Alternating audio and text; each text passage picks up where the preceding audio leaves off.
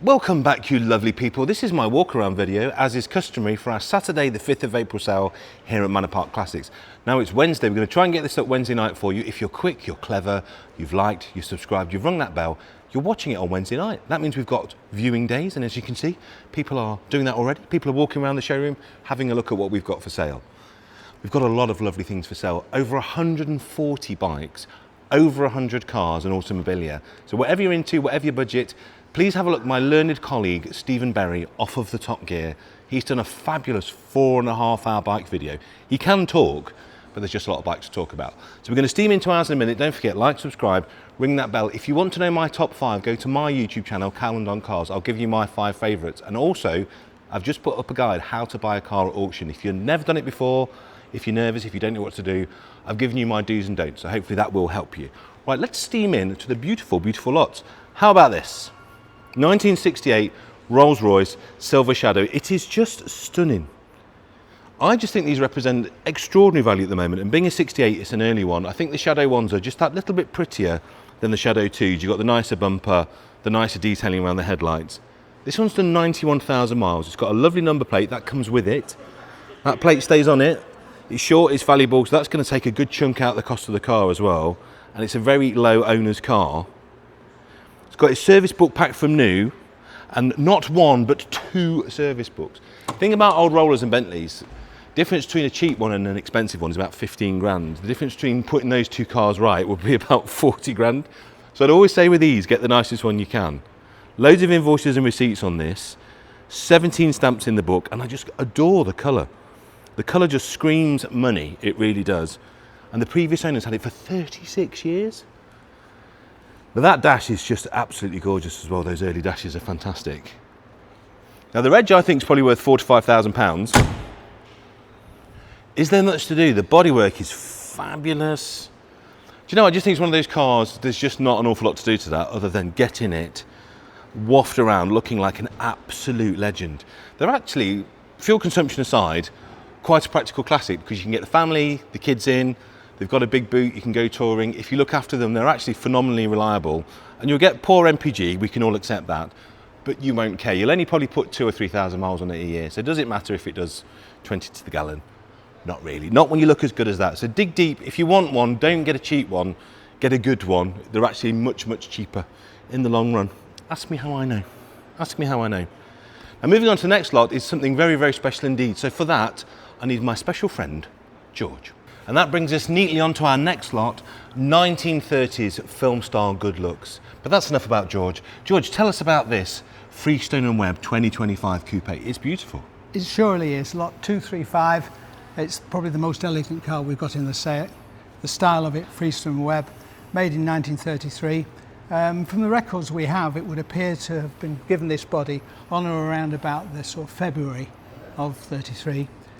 Early history is not really known about it, but what is known that from about 1993, it's had an enormous expense spent on it. And I think the car shows that in the way that it looks.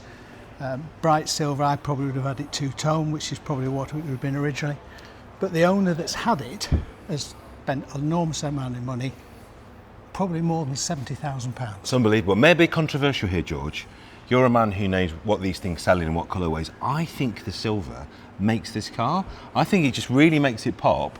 It almost makes it look more modern, if that's not a stupid thing to say. I think it really makes the car look truly timeless. I think it's a fabulous thing. Yeah, it's a personal choice. Yeah. And it is. This is what I call a very modern silver. Yeah. Right, because old-fashioned paint, the way it was when it was celluloid, doesn't come out sprayed out of the gun like this. Right, so yes, I agree with that. It's made, and it's complementary with all that chrome and whatever. But let's have a look at more of the detail inside. I think Froze is coming around the back. As you can see, it's got a boot on the back there, which allows a true trunk. A true trunk. Yeah. Absolutely. And you know, it's even got the sort of fishtail exhaust, which really is sort of a nice feature. I like that. Slightly more modern lights than the original lights that would have been on it. The owl eyes, which were the original ones, which are almost impossible to get unless you can spend about £1,000 a time to get them. But if you come and have a look at it in size Fraser, you can see, look at the quality of this hood, the way it's been done. Look at the pram irons. Doesn't that just break that up? It's like a work of art. It is almost Art Deco. It really in the is. ways. Come and have a round, you can see, look at all this beautiful detail work, look at the chrome. Somebody's made that, made it fit, and it's got little bolts behind that's fitted it in there. Then look at the swage, how this comes out, so it gets a little bit wider. 3 hinges, heavy door. So look at the weight of that, you can imagine enormous. So looking inside, you can see how elegant it is. This lovely sort of RAF blue that I would call.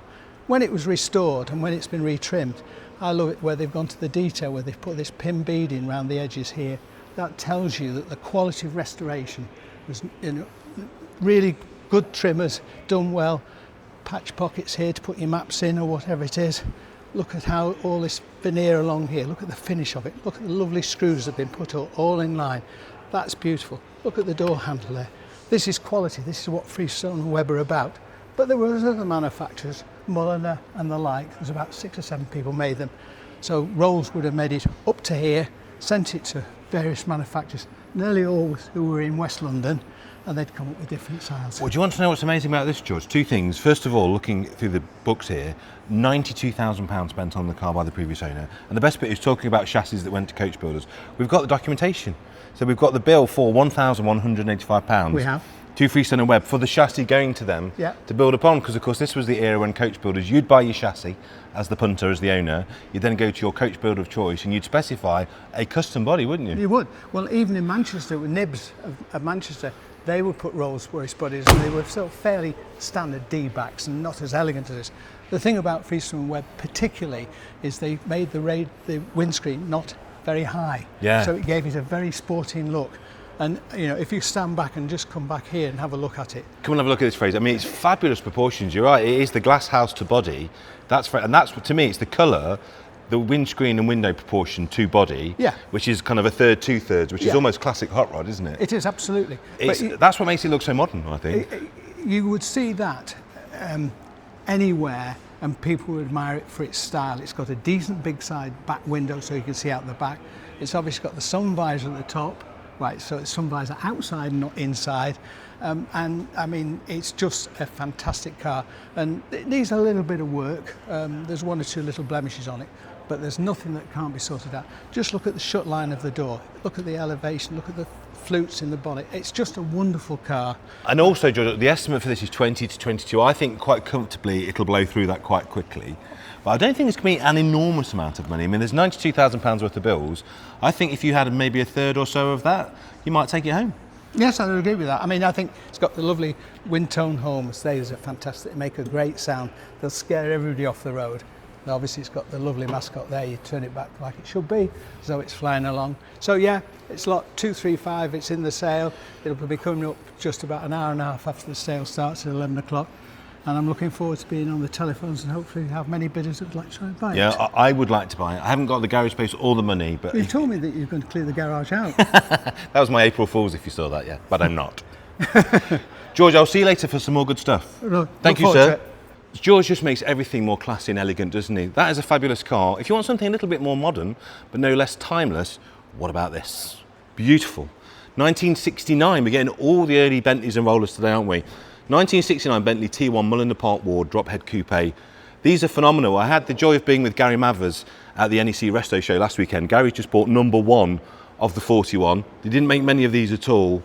45,000 automatic, light recommission, working electric hood on this, loads of bills, and it comes with its original toolkit and handbook and an advisory-free MOT, which is wonderful for 2 reasons. Number one, it doesn't need one, and we do love the vendors that put on an MOT when they don't have to. And secondly, it's got no advisories, so there you go. I've got a pile of stuff to go through.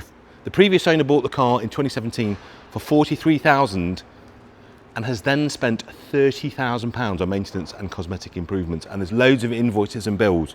And it's exactly like I was saying with the Shadow, with an old Bentley, stretch yourself to get a good one, because the difference between a good one and a bad one, it will always be the money that you spend at the specialist.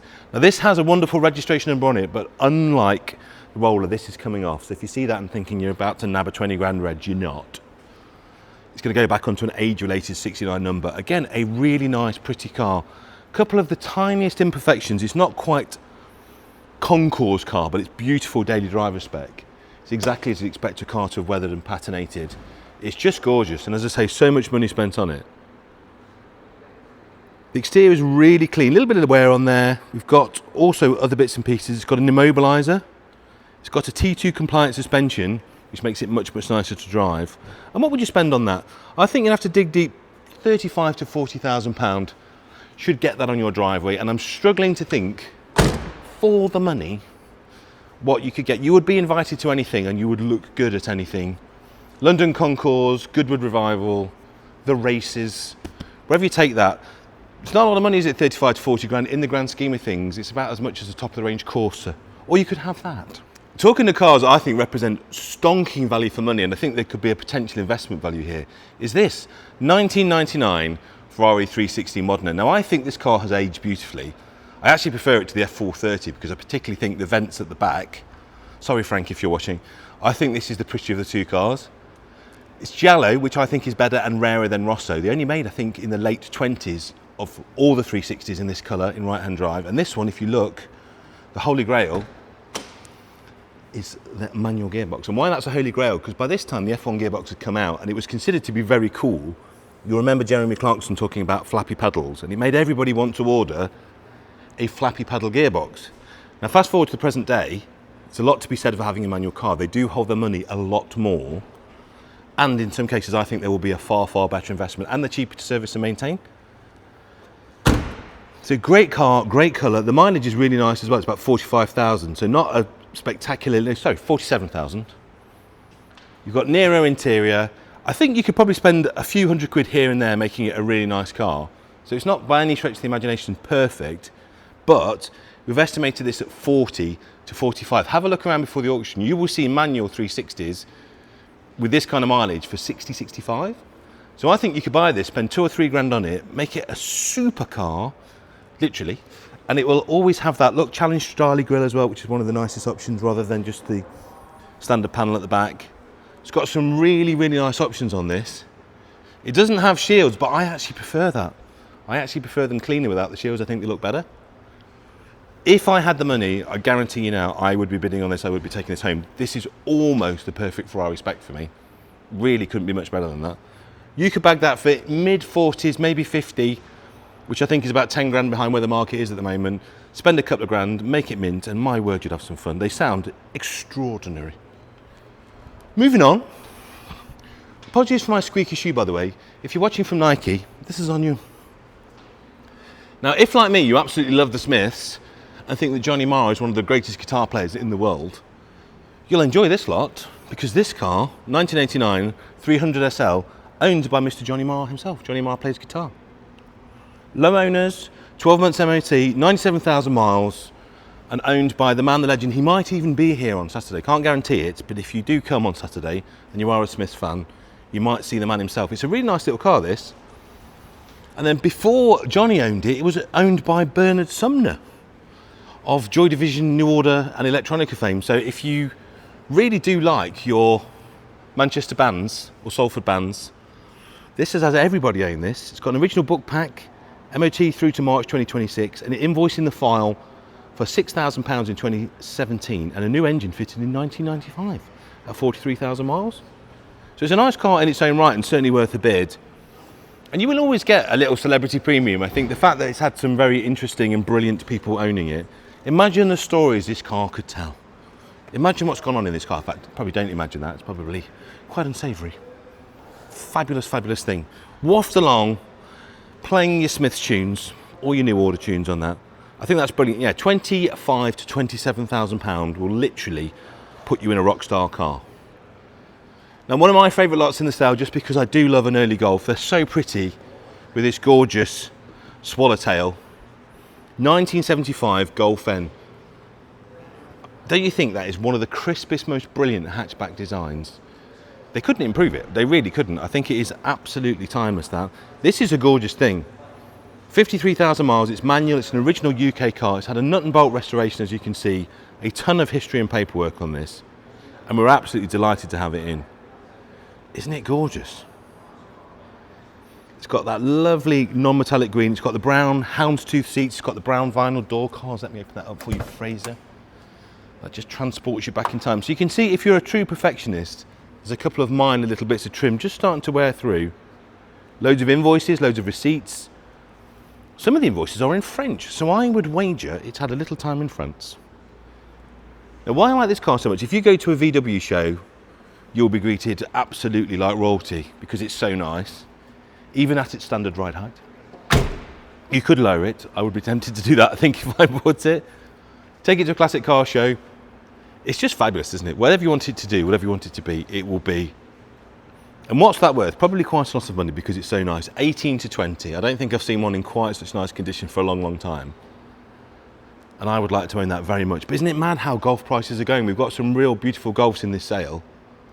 And they're becoming extraordinary. Our friends at CCA had a Mark II for nearly 40 grand the other day, which was a unique spec. But yeah, Mark I, Mark II Golf prices are exploding. If you want one, get one. That's my advice. Now, slightly less money, but no less wonderful to drive and fun is this. Now, I bet you've not seen one of these for sale for a long, long time.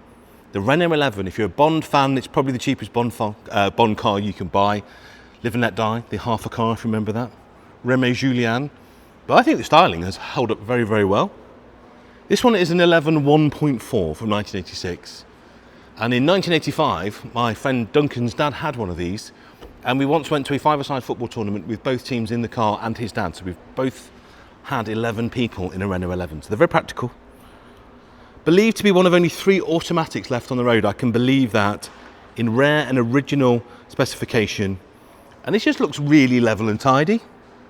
I have so much love for this. I just love these unexceptional cars. We always talk about Haggerty's Festival of the Unexceptional. This is a car that people would love to see there. Because the great stuff like this, everybody's dad had one, the granddad had one, you went to school in one. These are the cars actually we really, really like. It's very level on the bodywork. You could polish a little bit more love into it. What else can I tell you about it? Supplied by West Sussex Motors in Worthing. It's the last Phase 1 car, which again, the purest one. We've got loads of certificates from 2002. We think there's 39 of these left on the road. And the 58,000 miles, I think, certainly looks very genuine on that. V5C, all of that, and I think that's a no reserve car. It doesn't say, but I'm guessing that's probably a no reserve car. So you tell us what the price is. It'll be a few £1,000s. I think you can just bowl along at that. And I say, please, if you buy this, do come to Festival of the Unexceptional. We would love to see you there. I think that would just be the perfect thing to arrive in. Now, we love a Mini here. We have a whole room for Minis, but this one, because it's so spectacular, we've put it in the main sale room just because it's so nice. A 99 Mini Cooper S Works. 24,000 from new. They only made 25 of these, and I think it is the pinnacle of the Rover group. This is just before they tipped over into full BMW. What's the thing? They're very hard to find anyway, and in this condition, almost never. One former keeper, produced by John Cooper Garages exclusively in 1999. So it was a proper Cooper touched car, not just a badge. Jackknife 5-speed, 105 mile an hour, 0 to 60 in 6.8 seconds. So almost a modern Mini. De-graphicked with factory approval. It's got the Alex Moulton suspension, the Mini Sport vented discs, 10 service stamps in the book at John Cooper's, and a super history file. Isn't it gorgeous? Like everywhere you look, all the places where a Mini goes, it needs nothing, this car. But because of that, and because of what it is, and the fact you've got a genuine Cooper connection, that car is £25,000 to £27,000. But again, if you know what a Mini costs to restore these days, that's blessed good value before you look at the relative rarity of that. Now, I can tell you, between friends, there's going to be some very exciting things happening with some very big names in the Mini world over the next few months. There's going to be some announcements that will blow your mind.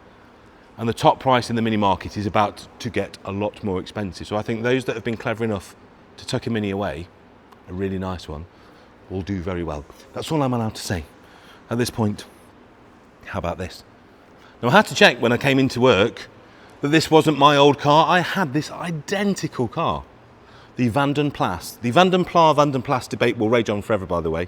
Fuzz Townsend says Vanden Plas, and that's as far as the argument goes for me. If he says that, that's the law as far as I'm concerned. This is a 1980 Vanden Plas 1500. So obviously an Allegro in a very posh suit. Now, the reason I bought one of these, and the reason that you should also buy one of these, is it's basically a baby limo. Very rare colour, very rare colour. This was a special order colour. So inside, look, you've got your leather, you've got your walnut, you've got your Wilton carpeting, historic registered this, so it's MOT exempt, ULEZ exempt, and you'll see, and this is the reason I know it's not mine, it's automatic. Super, super rare. So if you're looking to waft along in ULEZ exempt comfort, and your passengers can enjoy the same thing, and I'm going to show you this because this is going to make you laugh. This is how far they took this whole mini limo thing. Look, in the back. It's not a Bentley, but it's got T-trays. Isn't that brilliant? So your kids will think this is hilarious because they can have their McDonald's drive-through in the back. Now the mileage is 46,000 miles, which I think is correct, and the team thinks is correct. It's got the rubber mats.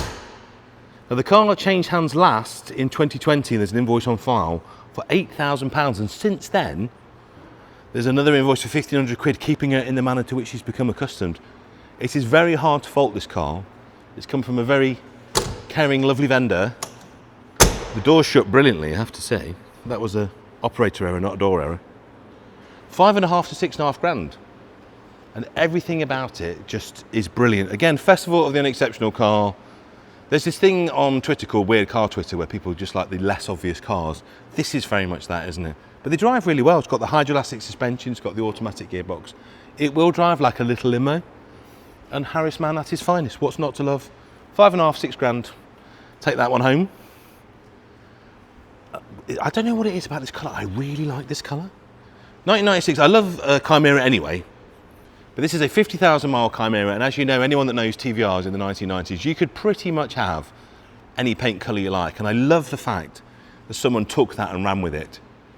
You could describe this unfairly as like a Barbie magenta. I think it's fabulous. It's almost like Porsche Rubystone. A little tiny bit darker than Porsche Rubystone, and on that car, if you've got a 964 in Rubystone, you've got a car that commands a healthy premium. And to me, it's very much giving those vibes. 50,000 miles, raspberry metallic with biscuit trim, which I love a lot. Power steering, matching Continentals. It's just had a diff rebuild as well. It's got a lovely history file. And I do think the Chimeras particularly are massively undervalued. This one's valued at 7 to 8. That's criminally cheap, particularly with the colour, which I love. They just look good, they go well. I had the real pleasure of being on a TVR run last year. I took a Griffith, but this whole era of Peter Wheeler cars are actually incredibly usable. There's a wonderful place called Motorclan where you can get all your bits. There's probably 20 fantastic specialists that can help you keep it on the road.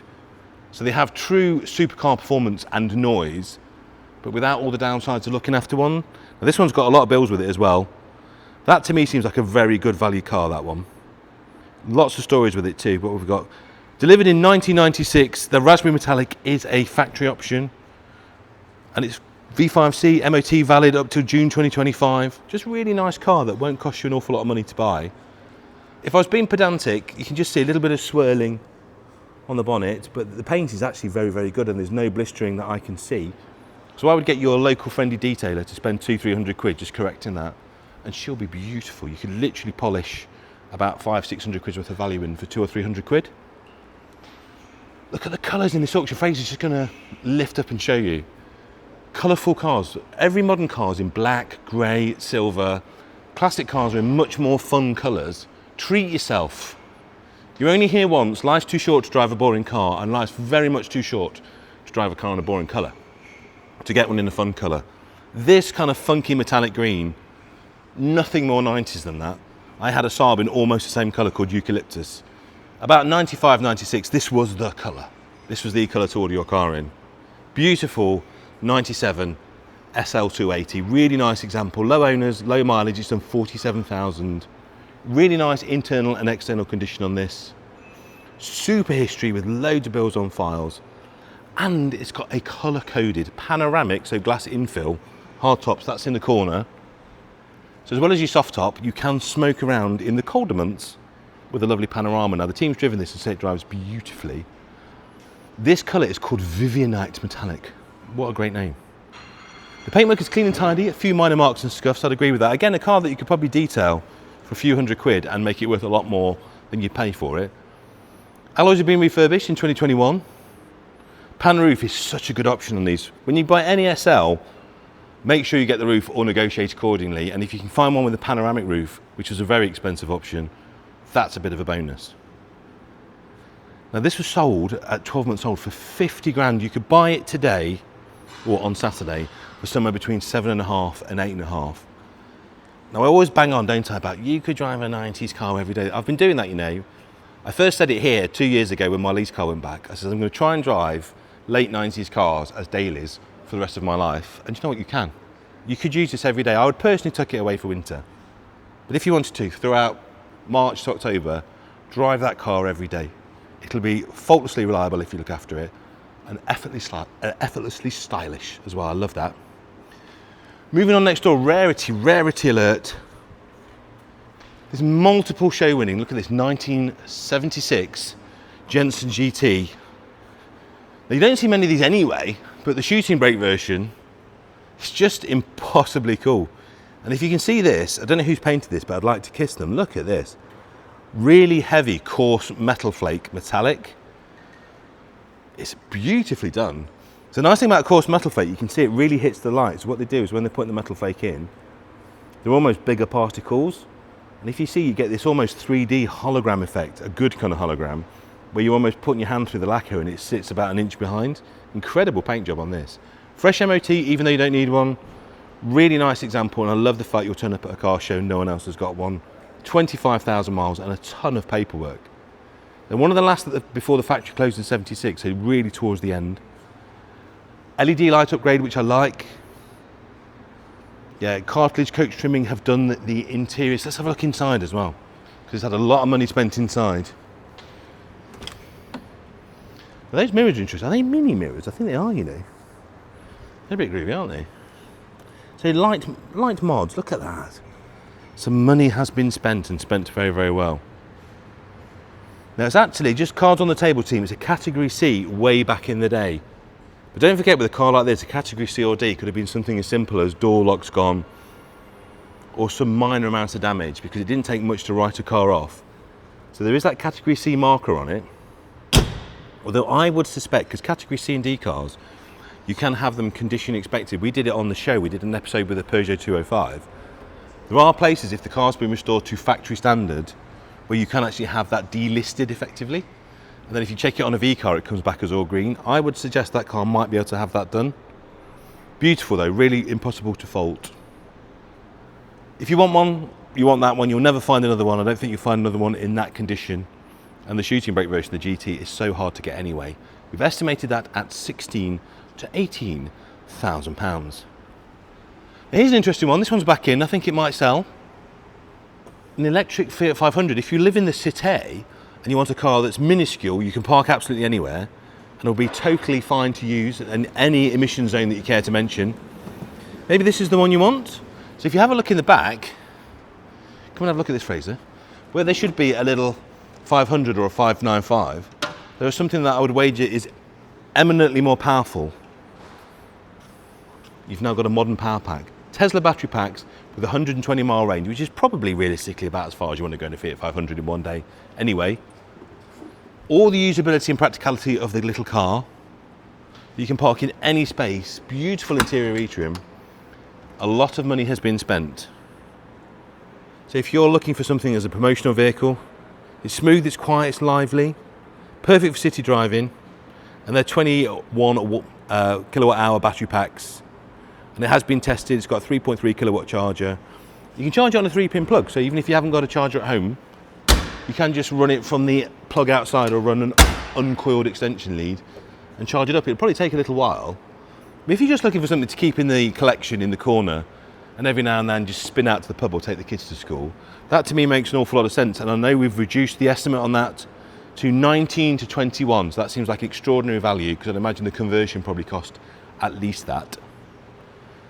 Right, moving on to one of my favourite lots. I'm desperate to own one of these before they get too expensive. I think, again, a bit like the TVR, criminally underrated, criminally underpriced car for how brilliant they are. The Vauxhall VX220, and I like this because it's normally aspirated and they are hugely fun to drive because you can ring them out in every single gear. I'm sure you know already, the middle bit, the tub, is the Lotus Elise, and all of the dynamic and fun bits are Lotus. But you've got a Vauxhall badge, and I think this body, which is also the same on the Vectra, the Opel version, with that kind of Vectra period styling, I think they look really good. And dare I say, with apologies to any Lotus owners, I actually prefer the look of these to the Lotus. I think they look better.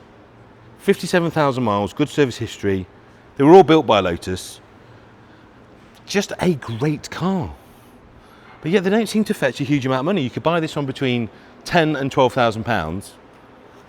They're just a brilliant. They've got little tiny teeny tyres on the front, no power steering. It's the most basic car, and bringing them on turbo, I'd imagine there's very, very little to go wrong on this.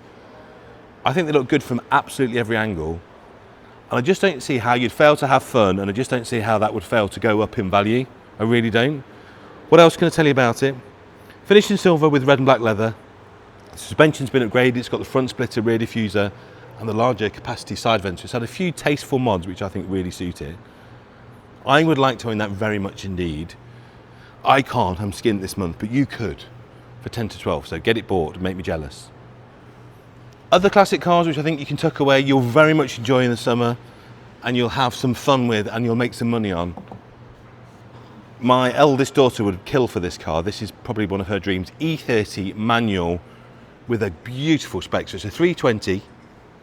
It's only done 34,000 miles. It's just been serviced. It's got the most gorgeous interior. Have a look. It's got the sport seats, and the leather is minty. The leather is exactly what you'd expect to see with that kind of mileage. Look at that. Absolutely gorgeous. One owner from new. I don't know how we find these cars. Supplied new to its only owner by Derek Woodman of Blackpool in March 1989. It's a desirable chrome bumper, sport seats. It's got the sport wheel as well. It's got a factory fitted BMW rear spoiler. It's got the factory alloys. It's got a period Alpine. It's even got, these were fitted by the dealer in period, the little pinstripes. 36 years old, 34,000 miles, so less than 1,000 miles a year, but beautifully maintained throughout.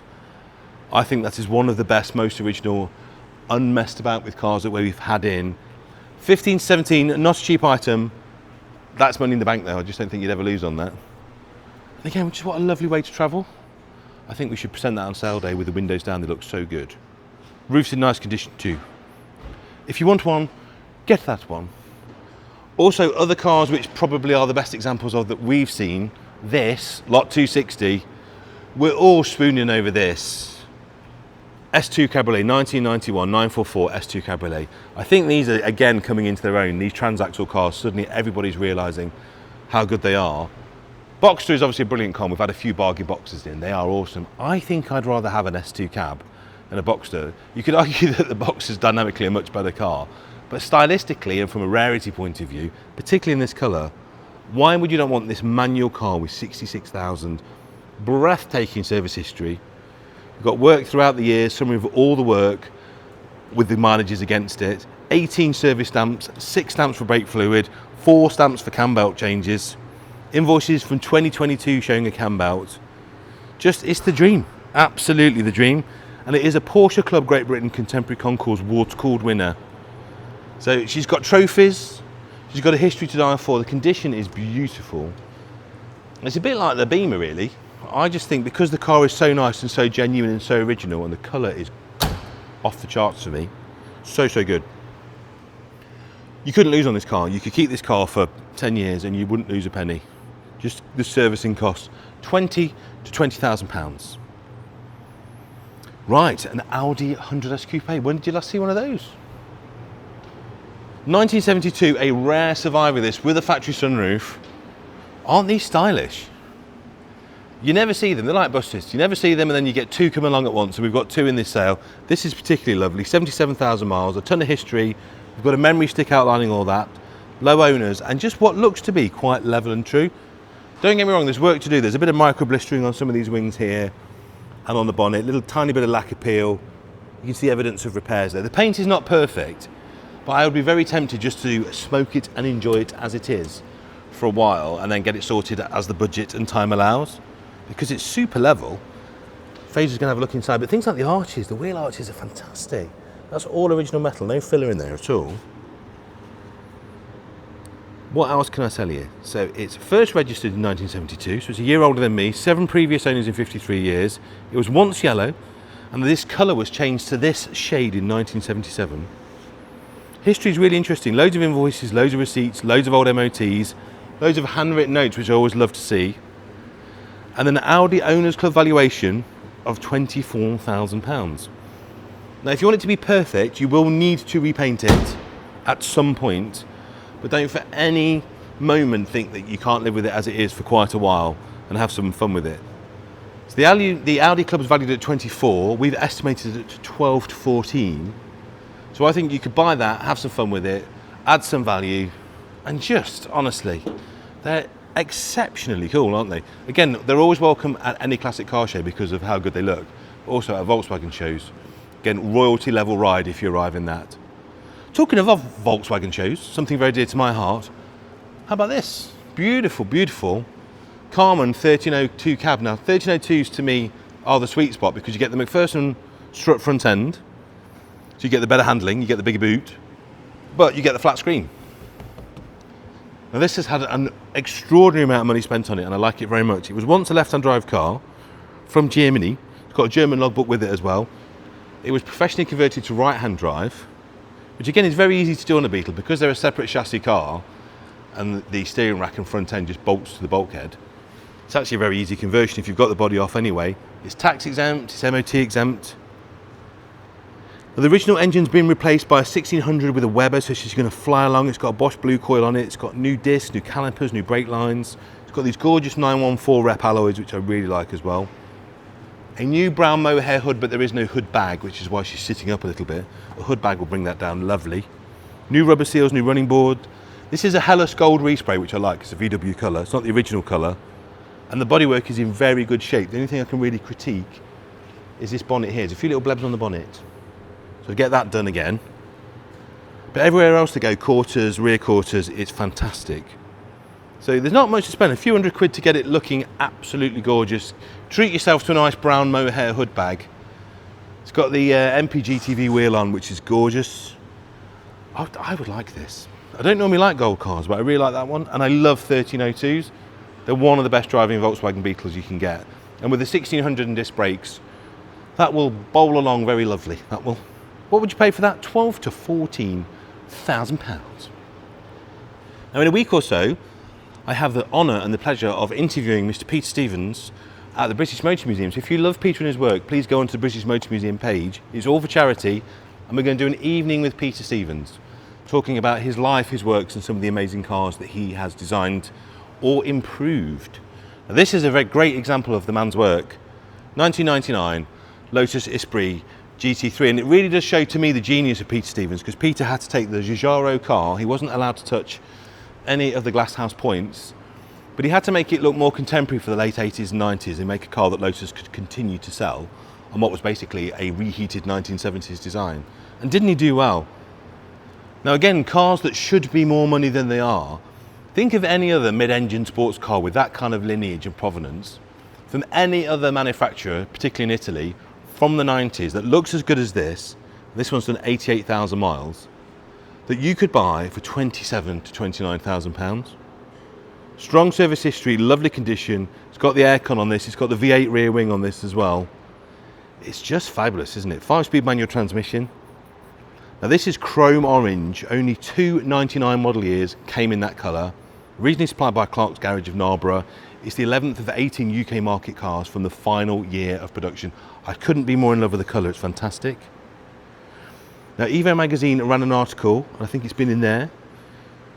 V5C, previous MOTs, load of invoices, service book and 2 keys, and it even comes with its battery charger as well. I think these are kind of like the unsung hero. Everyone goes mad for the V8s, but I actually think the GT3 is probably one of the greatest all-round cars. Really easy to live with and a very lovely drive, and the colour magnificent, and the mileage makes this quite price range as well. So I would be very, very tempted to have a bid on that if you fancy a special Esprit. And if you do buy it, do come and see us at the British Motor Museum the week after, where Peter and I will be talking about this car and the development of it. So if you're a Lotus fan, come and see us. It's all for charity, mate. Right, spinning Fraser around. So this gorgeous 1996, we have to have an SL. We do love an SL here at Manor Park, and this one's got the X factor, how it sits, the colour, one keeper and one owner since 1998. Wow, look at that. 5 to 6 grand, 101,000 miles, which on an old SL is nothing. It's got the wind deflector as well, look. So if you have a particularly lovely hairstyle, you'll be able to keep it in this car. Interior is very nice. New battery, new torque converter, new PCB board, Refurbished valve block, gear selector unit, new transmission filter, new fluid at 98,000 miles. That was only 3,000 miles ago. 11 stamps in the service book. It's got an owner's manual. It's got the hard and the soft top, which is the question you always ask, you know that now. Aquamarine metallic is this gorgeous colour. And it's pretty original. I think this makes an absolutely brilliant proposition as a usable everyday car, because with that mileage on, you're not going to be scared to put some more on. You can have a lot of fun. It's got the hard top so you can drive it all year round. Don't forget, if you bought this at the top of the estimate, 6 grand, you've got your fees on top, 15%. So you're going to be about 7 odd grand. Just run it all year. Just someone please do that, just as an experiment. I've done it with old Jags. I've run old Jags for 18 months now, and it's cost me, even though I've had to keep the cars going and service them, it's cost me way less than the leased car. And it's my car, and I've had a lot more fun. And people look at you more favourably when you turn up in an old car. They just do. That's mega. You could daily that. You should daily that. Run it to 250,000 miles. I bet it's still worth 4 or 5 grand when you do. Moving on, another criminally good value TVR Chimaera. This one's very, very pretty. And on a lovely set of Revolution wheels, which you don't often see, but I think that really works on this, these Revolution 6 spokes. The thing about the Chimaera wheels, they were quite small, and because they're 5-stud, you can get a, sorry, they're 4-stud, not 5-stud. You can get a 4-stud Spider, but there's not that many great wheels. It's on a 4-stud pattern that suit the Chimaera. These really do. 54,000 miles. Overall condition inside out is absolutely mega. It's the 8C version. It's got loads of paperwork and invoices, and it's got a nice car cover that comes with this. I really, really like the conditioning colourway. Look inside, look. She's gorgeous. It's got the walnut dash. 758 Cs were made. It's a little bit more special than the standard car. Paintwork's good, it's got Fulcrum rubber on it. The car was completely repainted, as so many TVRs have to be, as the fiberglass breathes through, in 2020. And the headlamps were faired in, which is a really common and brilliant mod. If you look at the front, this is really cool. A bit like the old Tuscan race cars, and it's been very well done on this car. So to fair them in, they just look a little bit more modern, a little bit more aerodynamic. It's just a nice car. So loads of paperwork to say that that 54,000 miles is spot on. The condition certainly backs that up. And again, you could have that in your garage for somewhere between 10 and 12,000 pounds. I'm just struggling to think of a car that you can do skids in, that you can have the wind in your hair, that makes a beautiful noise, has a proper engine, that looks as good as that, has such a great club scene for 12,000 pounds. That wants buying. Get that bought. And now we're going into Hall 2. Right, into Hall 2, where we've got some lovely things for you. You might have seen Morgan have been in the news recently because they've just brought out a new car. It is absolutely fabulous, but it's also a 6-figure motor car now. Morgan's have become very expensive, which makes this one, 1979 4.4, I think exceptional value. You could buy this for approximately about 1/10 of the cost of the new car. You'd have all of the same charm, all of the same aesthetic, and no less appealing. Just a lot cheaper. 4.4s are nice because you can take the wee ones in the back as well. This is really nice condition. Say for a 79, it's in extraordinary condition. The leather, the paint, the weather gear is all in lovely, lovely nick. It's got a bill in 2024 for nearly £1,000 on servicing, and then 1,200 quid on a new exhaust. So what I can tell you about this, she's not just been parked up and left, she's been maintained and cherished. So she's in lovely, lovely nick. So that's rather special. I'd say 10 to 12 grand to buy you that. The speedo was changed at 51,000 miles, and we now think it's mid-90s. The year that it was changed, and it's now 14,000 miles. So we think this car has done 65,000 miles, if you're trying to unravel what I just said there. So the mileage, the true mileage is 65,000 miles. As I say, new tyres in 2023 as well, another 887 quid. And they put Michelin's on. So the impression I'm getting from just flicking through the service history here, someone has loved this car and they've maintained it regardless of expense.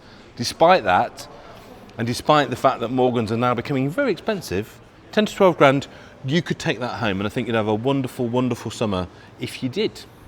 And I don't think it's going to lose an awful lot of money, that car, either. I really don't. Moving on to this. Now, this will be a hot ticket. I think a lot of people want to buy this. The alternative way of getting your roof down this summer, look at this. 1992 Honda Civic CRX 1.6 ESI, or a Del Sol if you're from overseas. 58,000 miles, 2 keepers, 17 main dealer stamps. The unicorn, the one you want to buy. UK offered example, not an import, not a Del Sol. Original spec, as I say, it's driven here. It's lovely. It needs a tiny bit of paint correction. but the paint is very, very good, and it's all there. First supplied to a Honda mechanic who always ensured that this was kept. Our vendor acquired the car in 2023 and kept it in dry storage. I do love these. I think they're really usable. The interior is phenomenal. Look at this. It's like zero wear on the seats. It's a low mileage car anyway, and Japanese fabric is pretty good. That looks like no one's ever sat in it. Just the definition of a usable, practical classic. It really is. The absolute definition of something that you could use and drive every single day and have a lot of fun with. £5,000 to £6,000. Everyone says to me, what is the hot ticket? What are the cars I should be buying? My advice to use anything late 80s into the 90s that you can use a lot, that's reliable. And don't forget, underneath that very pretty body is just a Civic, and all the service parts are Civic, and it's a Honda.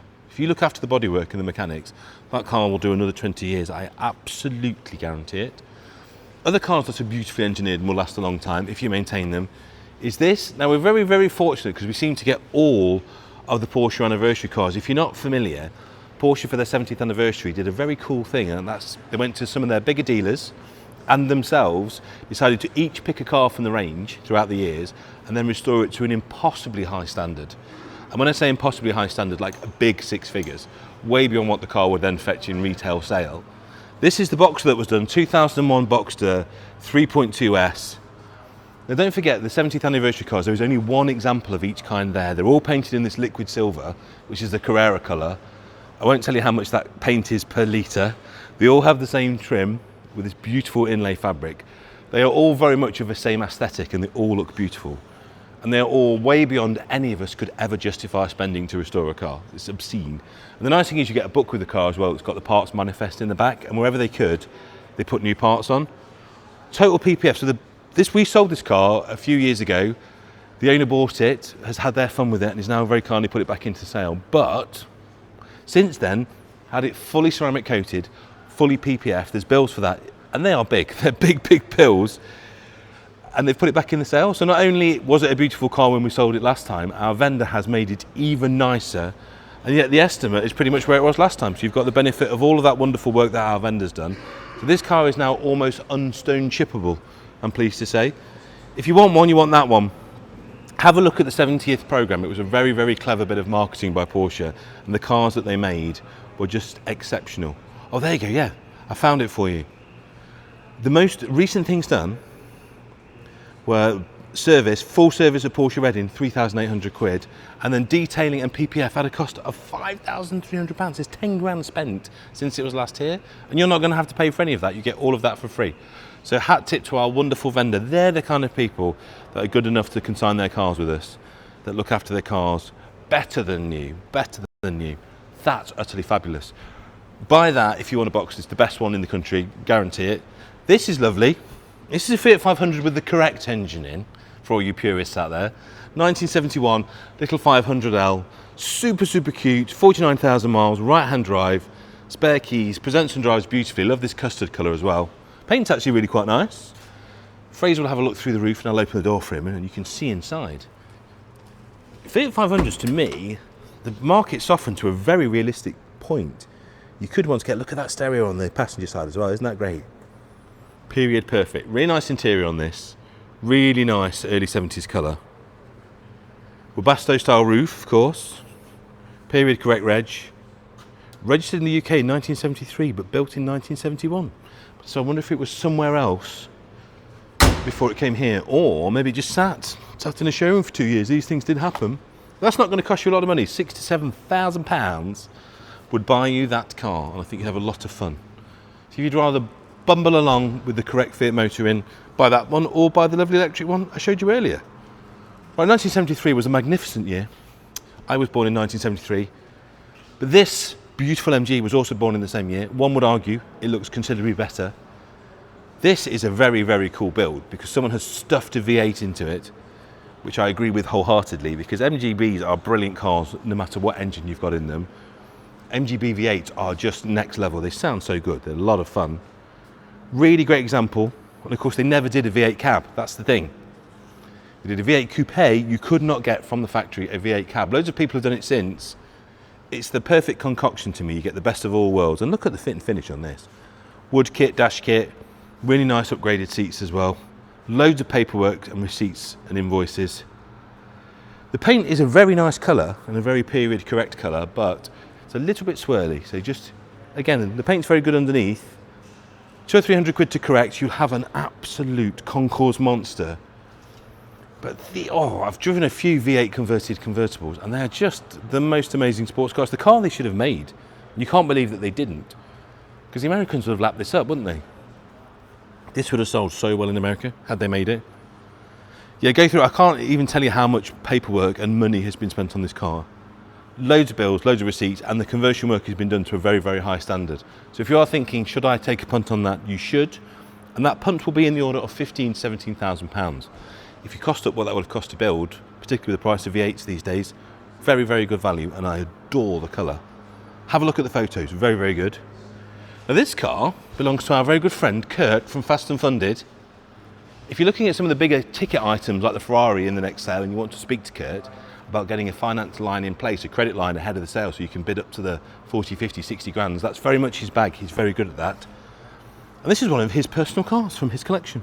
2004 Audi TT 3.2 Quattro, absolute flying machine. I do think these are fast becoming a modern classic, and of course they're so usable. So 97,000 miles, presents really well, and I think, I don't know what it says here, I know he spent a lot of money on this car quite recently getting it sorted out. Have a look inside. So it's a 3.2, it's a Quattro, it's an auto, it's fast basically. And I know he spent, it doesn't quite tell me what he's done, but he will be here on Saturday. I know he spent several thousand on brakes, wheels, just little bits and pieces, just getting it up to snuff. It's got the controversial rear spoiler on, of course, when they used to get the lift-off handling problems. That was the fix, and they also look really, really good. What will you pay to own that? Somewhere between £5,000 and £6,000. Doesn't really need much. The paint is really nice. And you probably can't see, you're probably thinking on camera, that's a flat red. It's not, it's actually the gold metal flake mica. So when the sun hits that, it will absolutely light up. Wonderful thing, very usable, practical classic. Again, a car that you could drive every day. Have you seen as well, it's got the uprated brakes. If you look through, the reason it's got non-standard wheels, it has very non-standard brakes. Look at those. You wouldn't get a standard wheel over that. That's a bit of me. Tasteful modifications that make the car nicer to drive. Very groovy. Fords, fast Fords, old Fords, immaculate Fords. We like to sell them here and we always do very well with them. Isn't this pretty? Lovely little 1989 Fiesta, 1.1 gear. I always like the idea of a really high spec, luxurious little car because you get the practicality of something you can drive into town. It doesn't take up any space, so the gears are really nice if you look inside. Nicer trim, roof. There's really cool trims which are still correct, and the trim is very nice on this car. Really clean condition. What's the paint like? A few little micro blisters on the roof, which I would wager is from where a cover's been. But super level old thing this. It's a very expensive car when it was new, the 1.1 gear. The colour's Paris blue, the trim is Raven, and you get lots of nice little goodies from the factory. It's got the etch registration number, which we all very much did in the 80s. Loads of old MOTs and a few invoices and receipts. So not full history, but a lot of history. I say, apart from the micro blisters on the roof, she's remarkably level, and I love that colour. You know, and if you've got an XR2 in the collection, or just got a lot of nice Fords, you've got to have one of these. I just think they look absolutely splendid. Really pretty car, I think, the Mark II Fiesta. Just softened off the lines of the Mark I, same basic shell, just rounded it off for the later 80s, and they look really good. Now, Fords that you shouldn't like, but it's impossible not to. The Ford KA. Why are these brilliant? Well, first of all, bring it to the festival and exceptional. This one's 4,700 miles. Now, I had the pleasure of doing a couple of seasons even, of the Enduro Car Championship, which is this car as a race car doing endurance. So you get to drive with some really big names, like Tim Harvey was in it, Rob Gravett was in it. And we got to drive race-prepared versions of these, and they are unbelievably entertaining. What you don't realise about this car, although everyone thinks it's like a grand shopping trolley, the handling is unbelievable. This is a 1.3. It's just very of its time, isn't it? This sort of early millennium styling, I think, has aged quite well. And it was Ford doing what they do brilliantly, which is to create a car that's not much money, that handles really well. But look at the paintwork, look. It's like new. The car was like new. 3,400 miles, everything looks like 3,400 miles. It looks like a demo car in a dealership in 2004. Now, it's going to be a no reserve car, which is outrageous. So you get to choose the price of that. It's too nice to race. I really hope someone doesn't buy this to race. So if you were going to build a race car, it's the perfect one to do it in. It's too good. Somebody needs to preserve this. It's museum quality, it really is. Collector quality car. If you're looking for an easy concours win at the Festival of the Unexceptional, that could be your car. It needs absolutely zero prep. Cool thing. And I don't believe you'll find another one for sale this weekend in that condition. Or my favourite Mini, the Clubman, 1275 GT, the stuff of legend, the original pocket rocket. This one's a 78, recently restored to factory standard in the non-more 70s colour. Isn't it great? 13 to 15,000 pound would buy you that, 65,000 on the odometer, subject to a comprehensive restoration in 2023 with a big stack of bills, which is what we love to see. Love that colour. Now, it's been modified for fast road or track use, so not only is it very cool looking, it's also got a load of really subtle mods. So what I love about this, whoever's built this, I hope you're here on Saturday because I'd love to meet you. Just looks like a super resto, doesn't it? So it's a proper Clark Kent job, this. All factory fresh where it matters, but, big but, head off an MG Metro, ported and polished, straight cut gearbox, twin SUs, fast road cam, upgraded fuel system, race alternator, upgraded cooling system, vented and grooved front discs, high-low suspension, light and flywheel for mini sports, and it's in Reynard. It's just cool. It's got the De Novo wheel trims on, again, one of my favourite things on the Clubman. Proper Clark Kent, as I say, just looks really demure and brilliant, and 1275s weren't slow anyway, but then tickled where it matters, but hidden and done superbly tastefully, so you can spank a lot of expensive period sports cars, and then everyone will wonder why. 13 to 15, with a lot of very expensive work done by a lot of very good people. That's brilliant, absolutely fantastic car. Please add that to your collection. I would like that in my collection. Moving on, yeah, do read the spec sheet on that as well if you want. It's 4 pages. I couldn't really go through it with you all now. 4 pages of expenditure and a stack of bills on that car. Nissan Skyline GT. If you can't quite afford the big, expensive, very expensive GTR, this is your next best bet. You get kind of, I don't know, 80% of the style for about 25% of the money. These are a bit of a bargain, I think. 2000 GT R34, manual. Really interesting car with a fresh MOT. I think very tasteful mods and a good wheel choice as well. And like I say, it's the bottom rung of the GT ladder, the R34 ladder. But it's probably, for many of us, the only rung we can get on because R34 GTR prices are 140, 150, 160 for exceptional cars now. This will be more like 25. Maybe 28 at the top of that. Great seats, great interior. Imported by JM Imports in 2016, 2 sets of keys, the original 5-speed gearbox. That body kit is a genuine import body kit. It's got rotor grids on, Michelin Pilot Sports. Always good to see people put fast cars on good tyres. Nismo adjustable coilovers, they'll be expensive. Genuine Nismo short shift HKS exhaust. So it's modified, but it's modified with all the right bits, all the right period bits. That represents to me a lot of car for the money.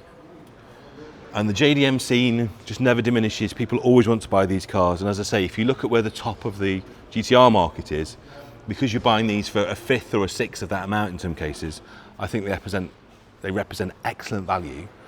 And they're no less drivable. In fact, if anything, you can do better skids with them. So that's one end of owning a quality Japanese car. Here's the other. This I have a huge amount of love for. I think I'm going to put this in my top 5 picks. 1997, come around the front, Fraser, because you've got to see the front of this. The Japanese Mercedes, for all you Alan Partridge fans out there. Nissan LS. Now, if you don't know the story of the LS, shame on you. But this was, Toyota decided that they wanted a little bit of what Mercedes and BMW had, particularly in America, where they sold a lot of cars. And they knew, being Japanese, that if they analysed what the competition did, they could make something better. And they did. It was much, much better. So they made this. They made the LS400, which was basically by analysing the big Mercs and the big BMWs and creating a Japanese engineered equivalent of, where everything fitted better, lasted longer, worked more smoothly and brilliantly. And of course, America fell in love with them, as did we, to a slightly lesser extent. Now, why is this one special? Because of all the things I've just said, but this one's done 19,000 miles. One previous owner, owned by the director and owner of Culver Toyota in Cardiff. Beautifully presented. Does need a little bit of correction if I'm being absolutely. You can just see on the roof, look, can you see? All it is where people wash them. When I say a correction on these cars, all it means is where people wash them over the years, you don't have a perfectly clean sponge. You get these micro scratches in the roof. Now, they're relatively easy to get out. A good detailer will polish those all out. Most cars have them. Our lights are deliberately set so that you can see them. And I'm just a pedant, basically. Now, this is a lovely thing. Venetian blue, Winchester grey leather. Just look at the quality of the leather, look.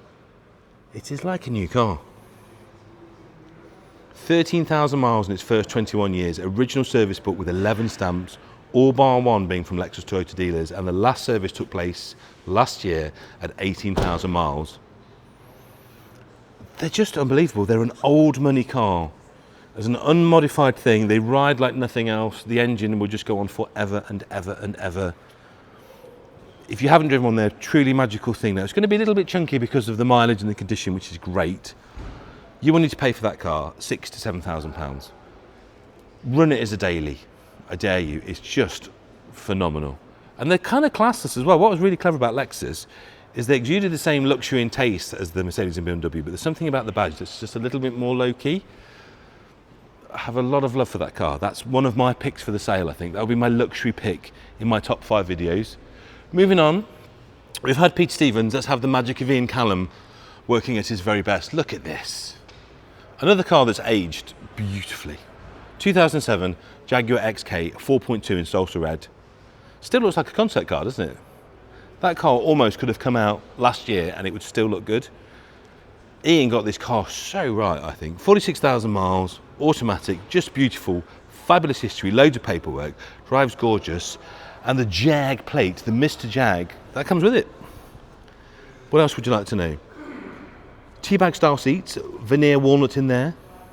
The paintwork is original, says our vendor. I would say there's a slight mismatch on the bumper, so I think it's had the bumper painted, but I can't critique it for that. Supplied new by Minster Jaguar in Knaresborough, and the history is a monster. Full book, 17 stamps, not all Jaguar, but lots of good specialists in there. Full service history, bang up to date. Look at it. Now I think these are about as cheap as they'll ever be, these are at the bottom of their curve. They have to go up. Because it's got the magic Callum touch, because of how good they look and how good they continue to look. I don't think they're dated in quite the way that the previous XK did. I think these are a lot more contemporary looking car. But, my friends, you could still buy this for somewhere between 9 and 11, despite the history and despite the teeny tiny mileage. And I think that represents somewhat of a bargain. I mean, it's given here, like you can just see bits of DB9, I think, here. You've got that kind of real design language that Ian was doing on a lot of his very nice looking coupes at the time. But you're going to buy that for a lot less. Super, super thing. Moving on, other super things. Now this defines practical classic. This defines a car that you could use every single day. Look at this. 2002 BMW 316 E46 SE. We had a lovely usable one. Again, a car you wouldn't pay a fortune for. I mean, look inside, it's like brand new. Look at this, manual. It's got the walnut. And look at the seats and the fabric, look. That has never been sat in. One owner, fresh MOT, very low mileage. Let's talk about you escaping from your lease payment of £300–400 a month and buying this car instead for somewhere between £5,000 and £6,000. With 31,000 miles on it, you would do another 200,000 miles on this car. Most leases are £400–500 a month. So for the cost of, I don't know, 8 lease payments, you could own this outright. And it's beautiful, absolutely beautiful. Steel grey metallic with anthracite cloth. It's got the myrtle wood on it. Let's have a look at the history. It was taken off the road in 2018, but kept in a secure garage and stored beautifully. And when it came out of hibernation, they put a brand new set of Pirellis on it. Brake fluid change, coolant change, new fuel filter, and an advisory-free MOT. Which surprises me not in the slightest. Wow, just wow. Yeah, 5 or 6 grand, you could take that home. Even the paint's beautiful, look. Needs nothing. Free yourself from the lease, smoke that instead, beat the system, and drive around in more style. I like that a lot. And this is beautiful, look. This period of SL to me, I think is a very pretty car, and they represent something of a bargain. This is a 2002 AMG compressor. So you get all the best bits. SL55. Quick old stick. You're starting to knock on the door of supercar performance with this car, and certainly in terms of the looks with the wheels, the subtle body kit, the interior. If you have a look inside, they are very special and a cut above the standard SL. It's got the pano roof. Someone's got sat-nav directions into the showroom. So this is an automatic, of course, lots of performance for very little cost this. Many thousands have been spent, and let me try and find that for you. So Jasper Blue is the colour, two-tone black and cream. Supplied new by Mercedes in 2002, it's had 5 owners since, 7 stamps in the book, loads of invoices, and it just looks very well cared for. The paint is very nice indeed, the wheels are in good condition, it's got the glass roof. I can't remember the exact figures of the SL55, but do yourself a favour and pull them up. They are quite hilarious. Because you will threaten Ferraris, within the legal speed limit, of course, because we don't condone speeding here. There's a little bit here, like you can just see, that's just starting to delaminate. There's basically like a trim that goes over the glass there. I'm sure your local vinyl shop would be able to put that on there. Your local sign company would make that very, very easily fixable. So just a couple of tiny little things to do. But for all that performance and all that road presence, 8 to 9 grand, it's almost comical, isn't it? For a supercar that you can use every day, and the roof comes down. So beautiful as a coupe, beautiful as a convertible. Now this next car is very interesting. The Bentley, where's that? There she is, look at that. 1993, Bentley Turbo R. The car that really redefined what Bentley was to a lot of people. This one here, the green one. 48,000 miles from new. Automatic, 5 former keepers, offered in totally original specification this, 18 stamps in the book. Jack Bartley, a name that will actually mean a lot to a lot of people who understand Bentley, have done a huge amount of work on this car. 13 times they've serviced this until 2003, and then lots of specialists through to Jaguar and Moore of Chelmsford in 2022, and serviced again in 23, so tons of bills. What's really obvious about this car when you start to go through the paperwork, lots of regular trips to lots of very nice and expensive garages to be maintained. On the correct Avons, it's got the original sales brochure, it's got the original lamb's wool rugs, racing green over magnolia hide, which has got to be the Bentley colourway, hasn't it? 0 to 60 in under 7 seconds these are. So again, supercar performance for the time, but you can sit in the back checking your stocks and shares, look. See the little footrest, look, to make life more comfortable for you. So you put those under your feet to get the perfect posture. 2 sets of keys, just adorable. Is a Bentley like this going to be cheap to run? No, but you won't care, if I'm honest. What's nice about this, it needs nothing. Often with Bentleys of this age, they'll start to need a little bit of bodywork in certain places. This one really doesn't. So monster service history with all the right names, come from the right place, been serviced at the right places, needs nothing on the body. You will pay 14 to 16 for it, but the ultimate old money mobile. Just look at the quality of the paintwork on that. That's been so well maintained, that car. Absolutely fabulous thing. Moving on, no less lovely, but a little bit cheaper, just a Bentley Brooklands. So a tiny bit slower, but you know what, if you're wafting, you're wafting, you don't really care, do you?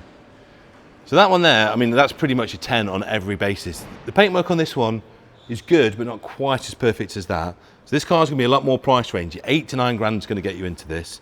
But loads of service history, low mileage on this one as well, just 51,000 miles on this.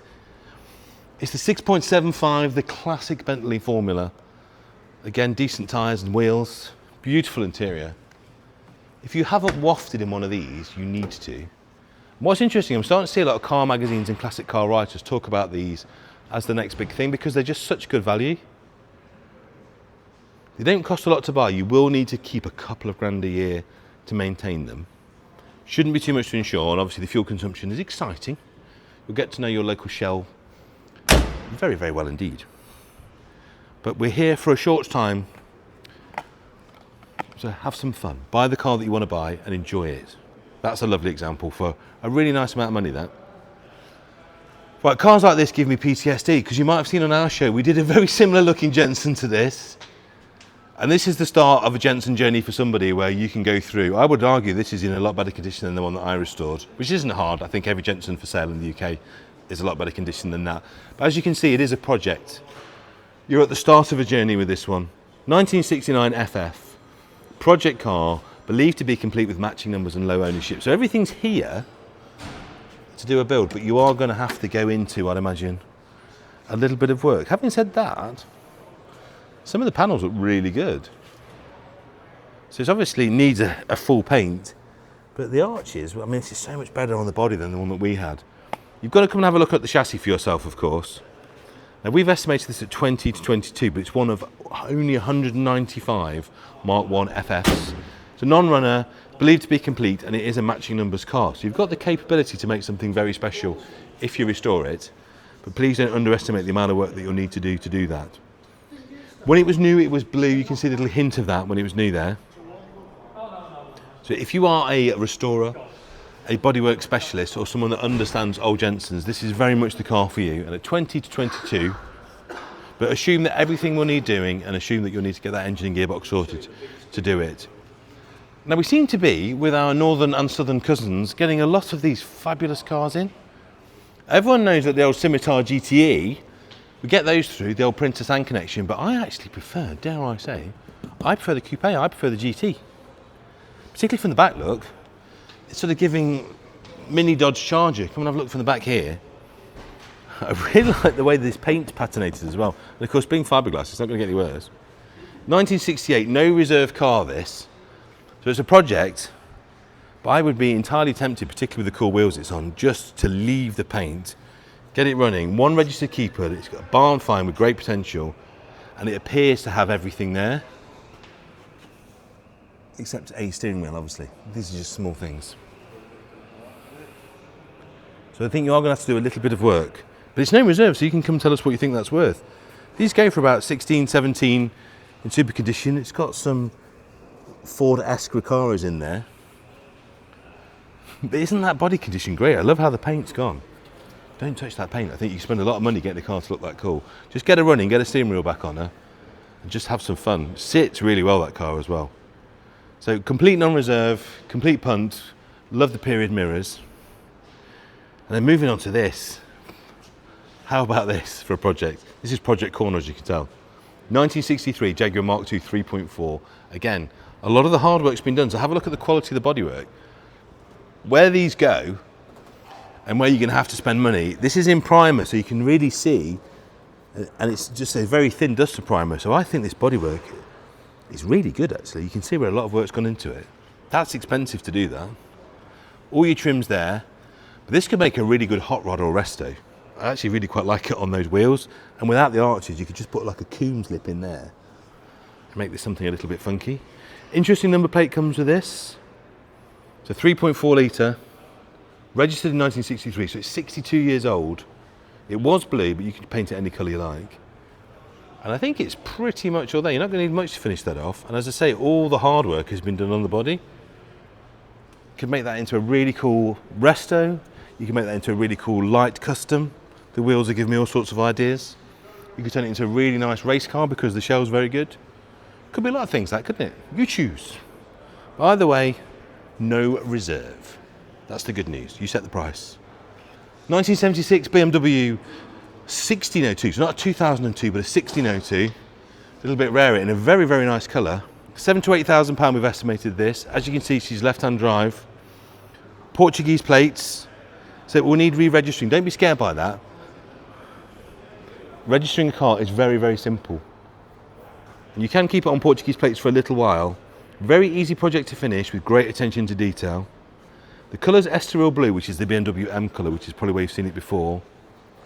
The original interior, let me open that up so you can have a look inside. The carpets are good, it's got these 13-inch mini lights which really suit it.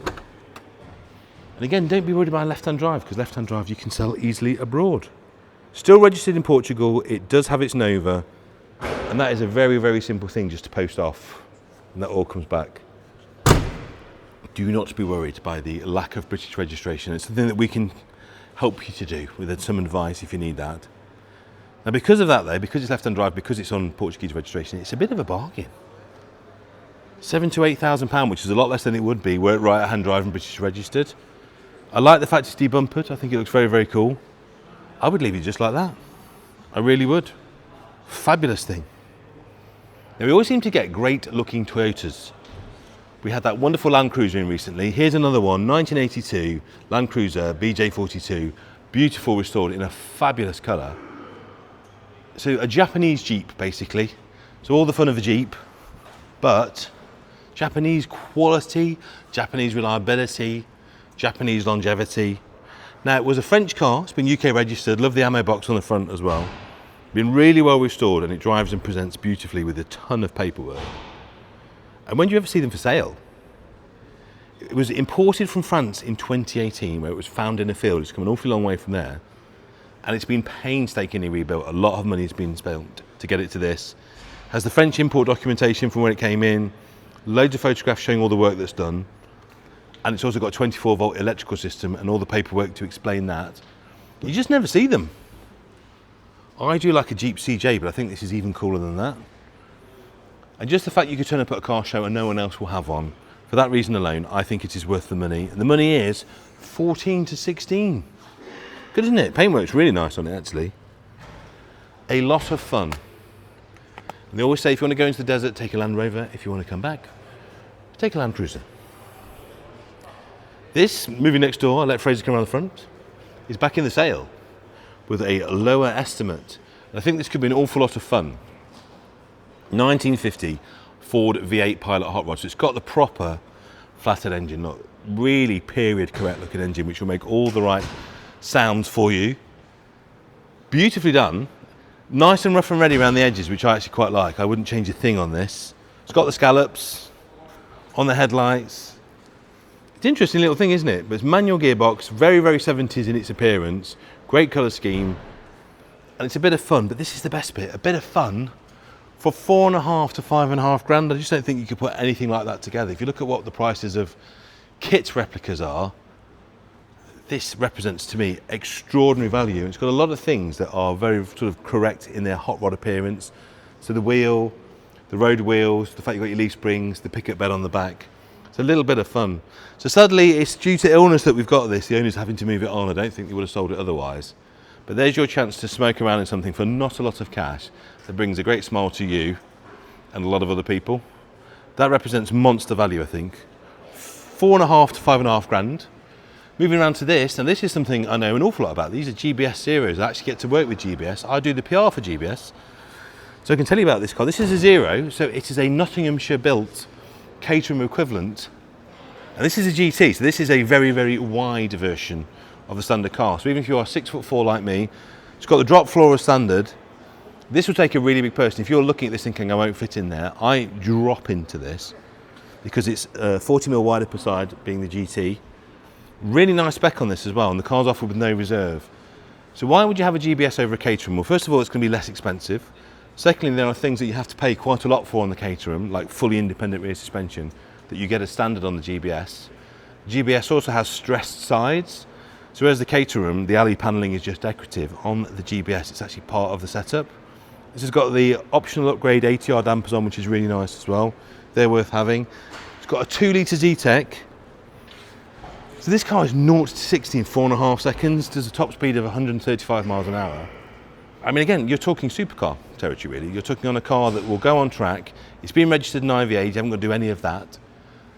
It's got this Golf Blue. Now, I think, I would imagine, I don't know, underneath there is potentially orange. If not, it wouldn't be an awful lot of money. I think if you painted this car completely in orange and did the blue in orange, you can make it look very expensive. So I think there's value to be added there, either as a dealer or a specialist. Double wishbones all around, standard braking system. They're just a really nice car, and they're also very nice people. So if you bought this car and you needed some help with any element of it, I'm sure they'd be really happy to help. But I'm just going to show you, visual demonstration, how much room is in a GT at 6'4". You can just see, I just drop in, and if you look, even as a well-made man, I've got quite a lot of room either side.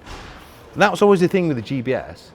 They're just physically a lot bigger car than a Caterham, so they look like a 7, but they're a lot more room. And if you look, I can straighten my legs in the footwell, which I cannot do, and I am all leg. I like this a lot. It's got the digital dash. It's been well put together, but again, you could add a little bit of detailing and make it your own. But I think at no reserve, if you're looking for a track weapon, and the trim look, there you go. One of the things you could just put the trim back on. Well, actually what they've done, this is a very early example of one. There's now a really nice moulding that goes there all in one piece that you can get from the factory. And what they've also done is on the new ones, anything that's on the new one, you can put on the old one. So you could put the new trim on, you could put the new centre dash on, make it look much more modern. So that's a bit of fun. And now for this next lot, I'm going to involve my great friend George. And I'm back for lot 243 with my good friend George. George, you remember these, I'm not being rude, 1956, you're a 10-year-old, and you remember seeing these bombing around, don't you? Well, yes, I suppose coming from Southport, my grandparents lived in the Wirral, and I can remember getting on the Dockland Light Railway in Liverpool, and you go past all the docks where you'd see cars being exported to America, not only TRs but a lot of other British makes at all. So this is a TR3, there was this TR2s as well. These are great cars to drive, not the quickest, but if you want sort of fairly modern motoring in a car that goes quite quick, you can take it on the motor in safety. This is a great car to have. So it's from that period. It's not absolutely perfect. It's got great trim. It's obviously got the 2-litre engine in it, which will go at some speed. And, you know, look at it. It's got the lovely aesthetics of what I think a sports car was about in Britain in the 50s for people who could afford it. You're not wrong, George. You know what I think this particular car has? I have a thing about cars, how they sit and how they look. They have an X factor. You can't really define what it is. There's something about the overall stance, the look, particularly the trim rings on these wheels make them pop. The interior I'm going to give a 10 to. If you come look at the quality of the trim work on the inside, that is utterly fabulous. Someone has spent a small fortune. Oh yeah, they have. That's been done to a very high standard. I can't really fault that in any way. The paint, I'd give a slightly lower mark. As George says, it's not perfect. It's certainly daily driver perfect. It's to run to the pub and take to your local car show perfect. Yeah. But I think you could pay a detailer or have some fun with a orbital polisher. Yeah. And you could make this car very, very nice indeed. I think it's a couple of Sundays away from a real minter. I really do. The basics of it, there's a photographic reference to when the body was off and how the chassis has been done and the like. And what I like about it is it's a good, honest car. I mean, I've seen lots of these where this doesn't fit in any way. I mean, they can be dreadful. So you're absolutely right. A bit more time spent with it. Doesn't need much though, George, does it? No, Doesn't need much. not at all. No, not at all. It's a lovely car. And actually, they sometimes look a bit better without the big bumper on the front. Yeah. It makes it a bit sporty because it's a bit bulky in comparison to the size of the car. So yeah, here we have lot 243. So it'll be coming for sale, just about 2 hours into the sale. And I think somebody could have this and have a lot of fun and be very proud to drive around it wherever I think it is. you're right. And what I love about this 50s and 60s stuff, the prices are just softening beautifully at the moment. So if you've ever wanted to get into these, you never get more car for your money. We've estimated this at 12 to 14. What a car for that kind of money. Well, it's come from somebody that I've known for a while, and you know, he's very much a car enthusiast, and hopefully I've got a car that might come in the future that's only got 3 wheels. Oh, you can bid on that one soon. Well, thank you, George. I shall carry on the walk around. Right. The wisdom of George there, isn't he marvellous? Now this is a lot we've had a lot of interest in. We've had quite a few people trying to buy this out the sale. We do sell cars before the sale, but we try to be fair to everybody. These offers came in very late, and when it's quite late before the sale, we think it's only fair to let the sale run through. If you see cars with our three-stage sales process, if you see a car before the sale that you'd like to buy, if it's early enough, we will let you have a chat to the vendor and put a deal together. But this one's going to sale. We've got some commission bids already. I think it's going to go for a lot of money. I think we'll be well into 5 figures on this one because of what it is. It's an 85 Toyota MR2 and it is beautiful. It's been totally repainted, the interior's been done, low ownership, and it drives and presents perfectly. Now why these are such a good car is they're like a little mini Lotus, but they're built by the Japanese, so everything works, everything's perfect. The gear shift is beautiful, and they've got the 4AGE out the Corolla in, which is one of the most, I think, legendary Toyota engines ever made, and it's stuck in the middle, midship runabout, 2-wheel drive and 2-seater. That's what the MR2 stands for.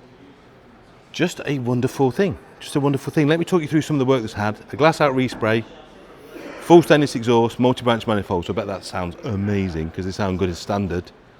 Loads of original features and a really great MOT history. So if you want that, it is going to be a costly item, I'd imagine. What have we estimated it at? It doesn't say. I think it's no reserve. I can tell you now that's going to go past 10 grand. It's going to go past 10 grand because of what it is. Now, have you seen how good the seats are? Unbelievable. We did one of these on the show, and in terms of the drive and what a wonderful thing it is to chuck about the country lanes, this is one of the greatest cars ever made for the price and for the size and for the engine displacement. The performance per pound and per cubic inch is unparalleled, and they look so good. They just get fresher and fresher looking every year. Like I say, 80s, 90s Japanese cars at the moment could not be more good news. So dig deep, buy that. I think you'll have a lot of fun. No less fun, but a completely different vibe is this. 4 litre XJS 2+2, so it's got the rear seat option on this. The rear seat option on an XJS always made me laugh, because have a look at the rear seat option on an XJS. Who are you putting in there? It's got the most upright seat back of any back seat. Put the dog in, the dog would love it, wouldn't they? They really would. So this is a 1994, so it's getting quite late in the day. So the full facelift on this one. It's done 128,000 miles, so it's making it very nice and price rangey. 8,000 to 9,000 pounds in fact. So 2+2. It was driven here 75 miles to the showroom, and I bet that was lovely. And I really like the colour as well. Kingfisher blue, that is, magnolia leather, first registered in 1994.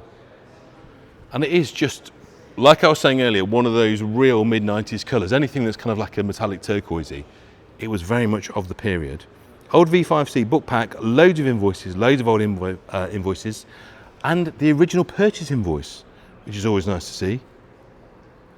These XJSs, they are the last of the line. They're a really nice example. So the XJS ran obviously from the 70s all the way through to the 90s. So you've got to remember, by the time they're building these, they really have got the job sorted. They really are making them very nice. And they are probably the nicest of all the XJSs. You still get loads of bits for them. Jaguar Classic even look after these. If you want to buy one of these and take it back home to Brighton, they will service the car for you at Jag Classic.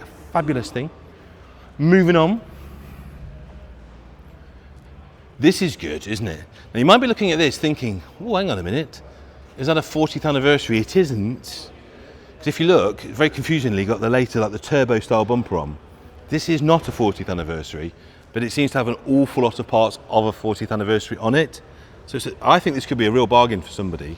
911 Carrera, manual, silver, all the things you want for a cost price 911, all the things, factory roof, it's just ticking so many boxes. A lot of the 40th anniversary goodies, like the turbo twist, the bumper. It's got the decor panel on the back as well, if you look. And a fabulous interior. Now this is only estimated at 14 to 16, which were it a 40th anniversary would be an awful lot more money. Seats are great, it's a great colourway, it's got the roof, it's got the manual gearbox, it's got a lot of these 40th bits, it's only done 65,000 miles. I think if you want an inexpensive 911, you want this one. Just so usable and so pretty. First registered 1999 to Porsche Centre in Guildford. It's got 17 stamps in the book. It's got the Porsche book pack and folder. It's been with a Porsche Club member, which probably explains the lovely condition. And I just really like it. So a lot of this stuff wouldn't have left the factory like that, but everything that's on the car is Porsche bits and pieces, and it's made it into a really nice car. 4S front bumper, 3.6 facelift headlights, and the tailpipes again, which are very cool. All put on by Jasmine Porsche at, I would imagine, quite hideous expense, and make it look really, really nice. So the 5-spoke turbo wheels on there as well, and the 65,000 miles, it is all genuine. I love that. Funny enough, Drew was asking me to try and find him a really nice sort of price range Porsche that you could drive every day. I'm going to recommend he has a little cheeky bit on that, because that is so nice. And how about this? Look at this for a colour. Look, just take a shot of that. Look at this XJS. Isn't that a fantastic colour? It's an Insignia, which is like the individual package. This is a 1993 individual. So someone's gone to Jaguar and said, I have a very distinct idea how I want my Jaguar to look, and then ordered this, and I think it's brilliant. Facelift, late car again. I just love the colour. So one of only 7 right-hand drive XJS Insignia of 57 with bespoke lavender paint, handcrafted leather interiors. You're not going to find another one. Have a look inside, look. All ordered precisely to the customer's specifications. MOT to August 25 with no advisories, over £30,000 worth of maintenance, including a respray. And the Insignia program was basically, if you don't know, it's when they stopped doing the limo program. The whole point of the Insignia program was to give the guys in the bespoke workshop something to do. And the whole point was, if you were a well-heeled customer and a standard production line XJS just wasn't good enough for you, you could have whatever you want. It's a bit like the autobiography program, the individual program, that kind of thing. And this car has been in the family since 1997, and it's just gorgeous. I particularly love the colour. I would buy this car purely on the colour, but it's also got phenomenal history with it as well. And let me tell you what that is. So it registered 93, 5 keepers, been in the same family since 97, completed by the SVO team, last serviced in June 23 at 132, and MOT with the same mileage on. Factory handbooks, brake fluid's been changed, rear suspension arms have been changed recently by David Marks in Nottingham. David's absolutely brilliant. If he's done some of the work on this, it will be good. Jaguar stereo, full engine service less than 1,000 miles ago. Proper thing, and it was resprayed in 2015 at a cost of £6,000. I don't think you'll find this car again. 8 to 10 grand would buy you that. I think purely because of the colour, the spec, and the fact it's an SVO car, I would love to own that. Just look at it, look inside. It's also had some very good people working on this as well. A great car. Come and treat yourself to that. Do check the listing. The listing is extensive. A lot of money has been spent on what is a superb spec car. Talking of superb specs by very special people, a genuine Alpina convertible. They just are a little bit magic, aren't they? Obviously, the M division is the outrageously sporty. I always felt that the Alpina division was the kind of more understated, more softly spoken performance division, and dare I say, even more exquisitely put together. This is a B3S individual, 87,000 miles, part of a collection. You can just see the condition of it. Really nice looking car, very rare car, and not to be confused with the standard.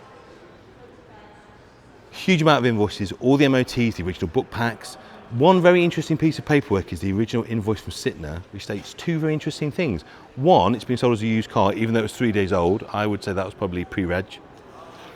Getting around, what we used to do as dealers is you'd register a demonstrator, that gave you a demonstrator bonus, then you sell it as a used car, which was acceptable 3 days after. I think that's what's happened there.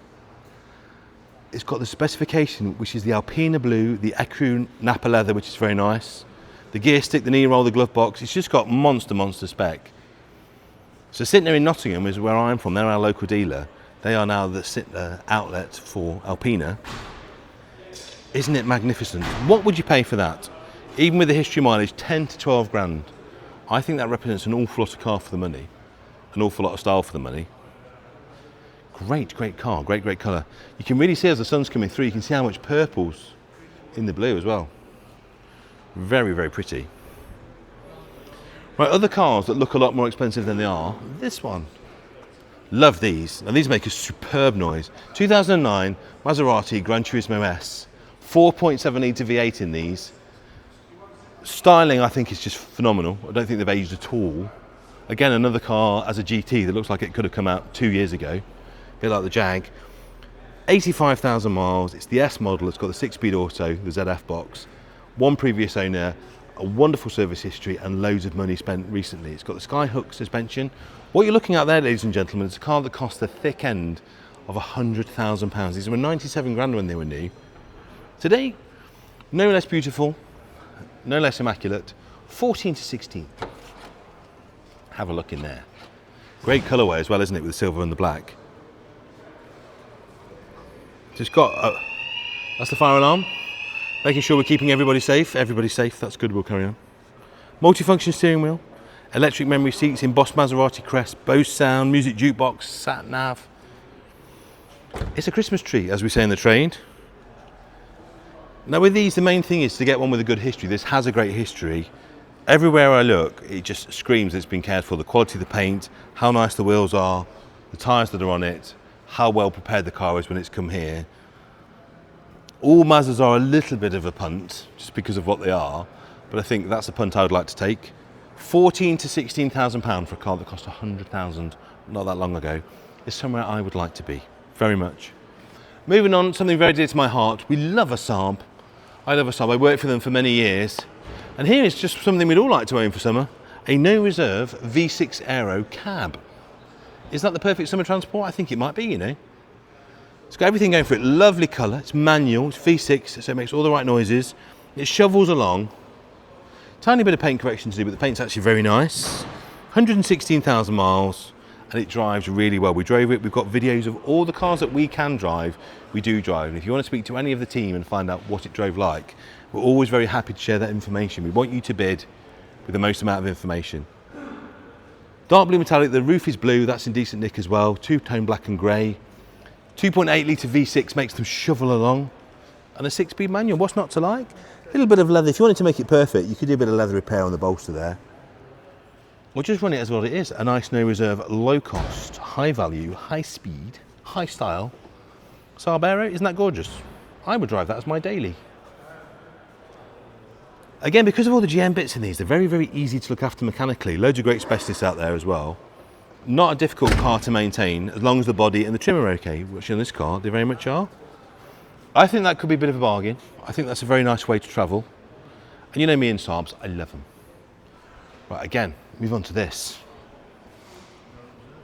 Flagship V12, one of the best Mercedes coupes of any era, because it's, to me, the last of the angular cars. 1998 CL600 V12. They do not get bigger, badder, better, or when new, more expensive than this. Just look at it. Absolutely stunning. Huge specification on these. Wonderful colour combination as well. So this is the flagship, the 140. 389 horsepower under your right foot. So again, we're talking supercar levels of performance. We're talking flagship levels of comfort. Really nice colour. That's azurite blue. Monster spec on this as well, as you would expect being a flagship car. So you've got Parktronic, memory seats, stability control, self-leveling, heated driver's mirror, boot-mounted CD changer, loads of old MOTs, a few invoices, a full book pack and 2 key fobs. I don't think the history is complete, but I think it's very, very good. I always feel these cars offer just an immense amount of style and a huge amount of luxury and waftability for not a lot of money. £6,000 to £7,000 would buy you that car, £6,000 or £7,000 for a car that was once one of the most expensive cars you could buy on the British Isles. They're just magnificent and I love the colour. Please buy that. I like that so much. And do read the spec, it's phenomenal. Moving on, other great, very bargainous 911s with wonderful specs. How about this? Another manual 996. It's the gearbox that everybody wants. Don't get me wrong, the semi-autos and the PDKs on the Porsches are very good, but if you have a manual 911, the one thing you can guarantee, you will always sell it. Everybody wants to buy them. This is very price rangey and with lots of great things. First of all, it's the Targa. So you have this fantastic pano roof. If you look on the top, it's had £10,000 spent on it in the last 5 years, including, and you're all asking the question, does it have the IMS bearing done? Yes, it does. That's been done. You'll be delighted to know. New gearbox in 2021. The IMS has been repaired and upgraded. It's got the sports seats as well, you might have noticed. It's got the sports exhaust, you might have noticed. It's got a lot going for it, this car. Midnight blue with Savannah beige. 7 former keepers. And the service book goes back all the way to 2005 with 14 services, of which 4 are from a Porsche dealer, Porsche Chester. Porsche Centre Tonbridge put the gearbox in, and the IMS was done only in 2023. And the alarm ECU was replaced, and that bill was £4,000. So if you're looking for a Porsche that's had a lot of money spent, and quite recently, and all the things that you worry about on a 996, they have been done on this. That's stonking value. And the fact it's also a manual gearbox, and it's a new manual gearbox, what's not to like? Carrera alloys as well. You could buy that car for a criminally inexpensive 8 to 9. I think it might make more than that, to be honest, because it's a Targa. Can't tell you how nice it is with that roof, the different feeling of airiness when you're driving it compared to the standard roof. Not to be underestimated. Buy that, that's a bit of a bargain, that one, I think, potentially. Different period, no less fun. Back to the 60s, MGA Coupe. My dad's got one of these, and they are lovely. The Roadsters are good, but the Coupes are a lot stiffer, and the handling is really a lot of fun on these. This one is going to be 10 to 12 grand, restored in the early 2000s, and you know I do like an earlier restoration that sat around for a while. Bit of bubbling, just starting look on the edge of the bonnet, bit of reactance there. But it's going to be honest, isn't it? If you're looking at a restoration that's 25 years old, it's going to be very honest. Anything that's going to go through or have happened will have happened. Left the factory as a right-hand drive. Matching handcuffs, all steel bonnet and wings, and a brand new red interior. Let's have a look at that red interior. Now, we did one of these on the show, and the two things that surprised me is how modern they feel to drive for a basically 50s car, and also the fact that I fit in. If you are tall and you're thinking, can I get an MGA? Yes, you can. Now, the history file shows the restoration in the early 2000s actually comes with a few magazine articles as well. New body shell was sourced, as the original was too far gone. So that's only basically a relatively young car. And like I was saying earlier, but these 50s and 60s cars are suddenly becoming exceptional value. You can buy an awful lot of car for your money. Your money goes a lot further than it used to. It wasn't that long ago, for a nice coupe, you'd pay into the 20s, 10 to 12 for that. huge amount of fun and a really nice looking car. And now I'm gonna have a small cup of tea and I'm gonna take you outside. So we're outside now, we've got some beautiful stuff out here. The sun is shining, the birds are singing, all around me people are availing themselves of inspection days. That's what these days are for. Viewing days are for exactly this, for viewing. So Wednesday, Thursday, Friday, tiny bit of Saturday morning. Come and have a look, take your time, and then you can either be here on the sales day, which is always more fun, or just have a little sit with a glass of wine and some snacks, watch the live feed and bid on what you like. Now we've got some lovely cars here from our friends at Sarah Cox Cars, so big love to those guys. Hello Daniel, if you're watching. They've kindly consigned loads of really cool stuff. They have a wiki place down there, but we're going to help them to freshen up their stock list by finding new homes for these, and this is cool. Mrs. Cowner will like a Tigre. This was her dream car back in 1999. 99 Tigre 1.6, super rare. When did you last see one at all? Because they've all rotted away or been crashed. When did you last see one in this condition? 24,000 miles, factory sunroof, been in storage, little Revy 1600, and it's so clean. It's had a bit of paint on the door, look, you can see there's a slight mismatch on the door, being your eyes and ears on the sale room. But isn't it clean? I think we just flick that door back in again, and for £5,000 or £6,000, the very definition of a usable classic. Weren't Vauxhall, General Motors, at the top of their game? They were doing some really fun stuff. Interesting to see the Pumas and other sort of equivalent things are really starting to make some quite good money now. So I think, as always, Vauxhall's a little bit cheaper than Fords. And I think that could be quite a fun way to get into a late 90s motor car that you can actually use every single day. It's just a Corsa underneath. That's wicked. Get that bought. Also nice 350 SL next to it in gold, with its hardtop and its soft top. 121,000 miles, so it's a lovely usable mileage.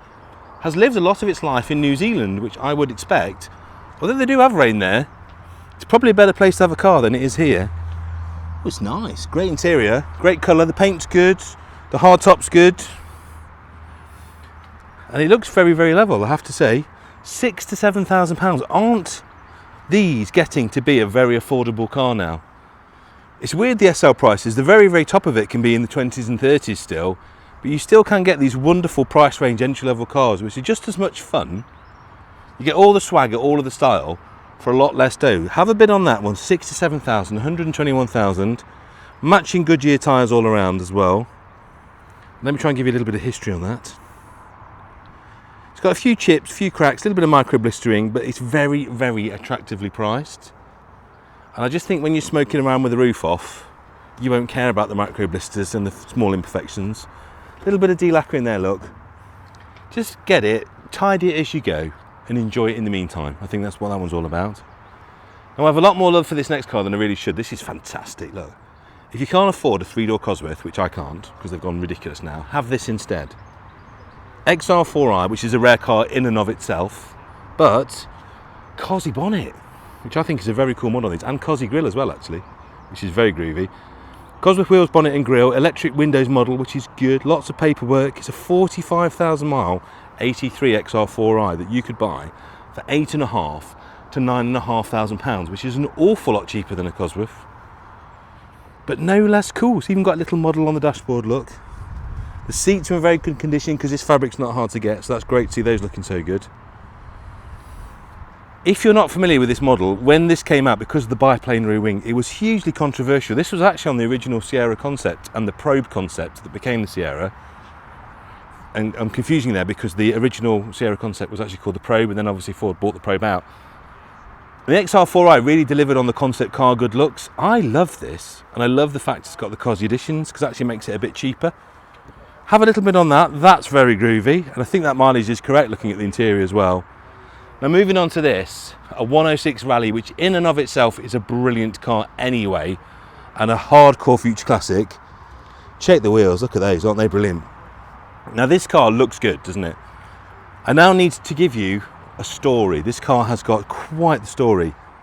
So it's a long story. You might need to go on the website and have a look for yourself, because the spec sheet on this car is phenomenal, absolutely phenomenal. So it's got a 1.6 16 valve GTI with all sorts of work, with a turbo, with a map. It's got all sorts of things, coolant temperature sensor, head stud conversion, bigger injectors. The whole thing's built by a race engine firm. Honestly, got this, there's 2 pages of engine spec. It's basically, it's a full race engine in this car. And all the people that I would want to build an engine on this car have worked on this car. Piper cam in it, head skim and pressure tested. I would imagine the builds that come with this car must be absolutely scary. Funny enough, bizarrely, I've just written a column about this on my Haggerty column, and that is, you can buy a car like this. If this was a completely standard car, it would probably be worth even more money than this, but yet you're buying the result of somebody's very hard work and lots of money being spent, and you'll probably buy it for less than a standard car.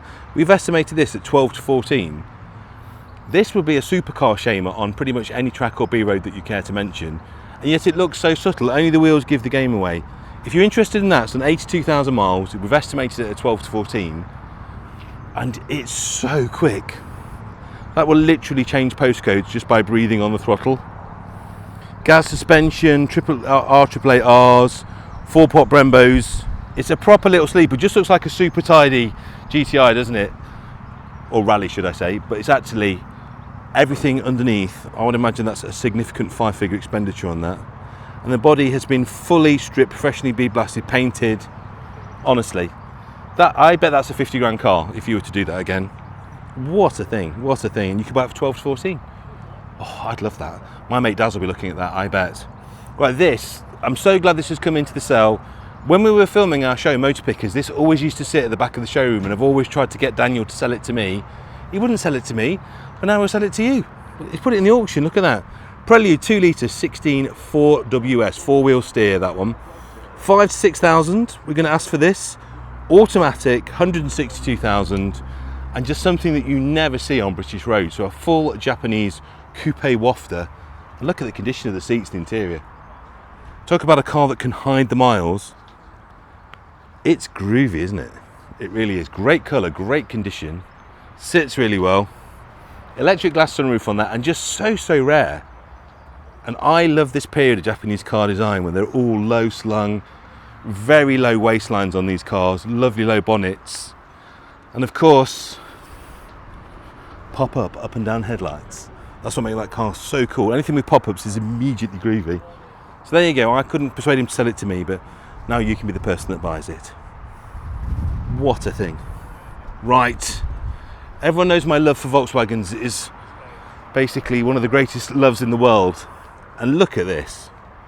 So you're looking at this thinking that is just a very nice Volkswagen Campaign Edition GTI, and you'd be right, but all is not what it seems. So you can see straight away 5-stud hubs, something is not quite normal there. This is a 164,000 mile car, but it comes from a very notable collection from the YouTuber Dan Chambers.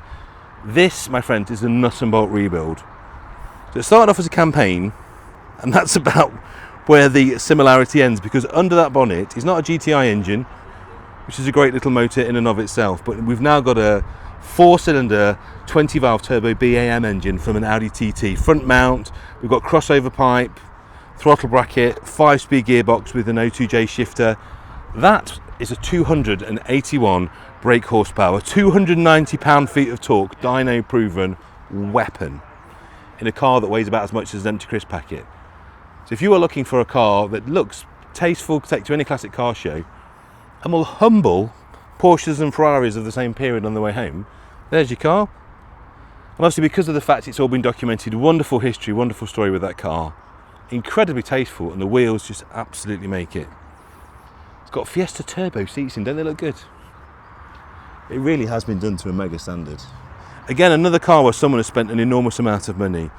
18 to 20 is the estimate on that car. You couldn't build that car for twice that. You really couldn't. I'm really interested in this, the Volkswagen Golf Mark II. The headline obviously at the NEC Resto show was the car that did nearly £37,000 with our friends at CCA. This one I think is going to be a little bit more affordable for you. It's no less desirable though. 3-door, GTI, 16 valve, big bumpers, ticking all the things. This to me, my race car is a Golf Mark II. I've just been lucky enough to buy another big bumper Mark II. I think this is the best hot hatch of the 1980s. You could argue that the 205 is more nimble, is lighter. You could argue that the Astra is rarer. But in terms of the all-round package of what you want to buy in terms of longevity, build quality, hardiness, mechanicals that will do 250,000 miles easily, this is the best car of the 1980s. I will stand by that till the day I die. Factory roof, of course, rainbow seats, just lovely. Really nice standard car, which I imagine will be quite a nice appreciating thing.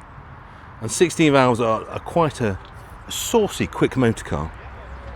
Not many invoices on file for the work completed. We don't have the benefit of a stamp service book. Oh, sorry, we do have the benefit. I do apologise, guys. I'm trying to read this in very, very bright sunshine. And it's not very easy. 17 service stamps present, an invoice for service and MOT in February 2025, and 4 new tyres were fitted in 2022. As you can see, the beautiful BBS, the correct BBS, were refurbished recently as well. Loads of early MOTs, paintwork's clean, some minor bubbling along the bottom edge of the driver's door, which was spotted earlier as well.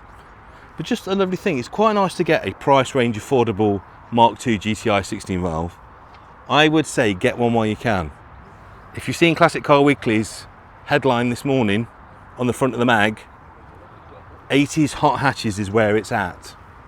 It really is. If you looked at the sales results from the auction at the Resto show, have a look at what all the 80s hatches went for and get one quick before everybody wakes up. Right, moving on, this beautiful Bentley Continental GTC. Perfect weather for it. It's red hot out here. 22 to 25,000 pounds is our estimate for that one. And why do you want this? Well, apart from the obvious, and it's absolutely beautiful, it's in the right colour, it's silver with the blue roof, it's got very low mileage, lovely service history on this as well, and she's only done 26,000 miles. Beautiful condition. Bentley Continentals are one of those cars, a bit like all Bentleys really. The difference between the top of the market and the bottom of the market in terms of condition and price isn't that massive. You can buy a really snotty one for sort of 15, and a really minty one like this is 22 to 24. It's one of those cases where by stretching that little extra, maybe finding that extra £8,000 or £9,000 to get a really good one, will probably save you £20,000 or £30,000 in putting it right. So I really would say stretch to buy the best one you can, and I think this one would be up there. Have a look as well. Have a look at the service history. First service at 3,000, second at 13, third at 20, fourth at 21, fifth at 21 and a bit.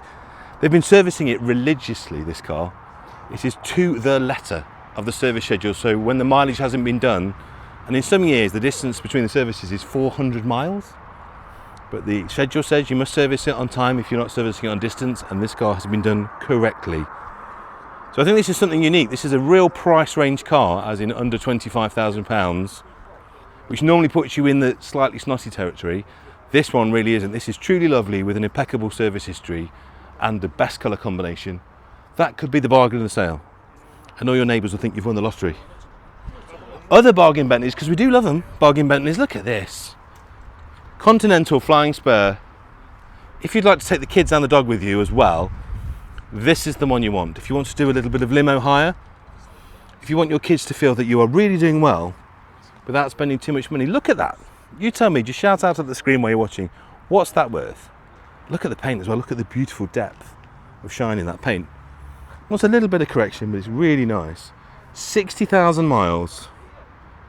And for that, my friends, I'd need 10 or 12 grand off you to take that home. It's just insane value, isn't it? It really is. Stamped service book with 14 stamps, an MOT through to March of 2026. Just wonderful. Can you see the depth? I don't know if you can see. There's a gold flip in that paint.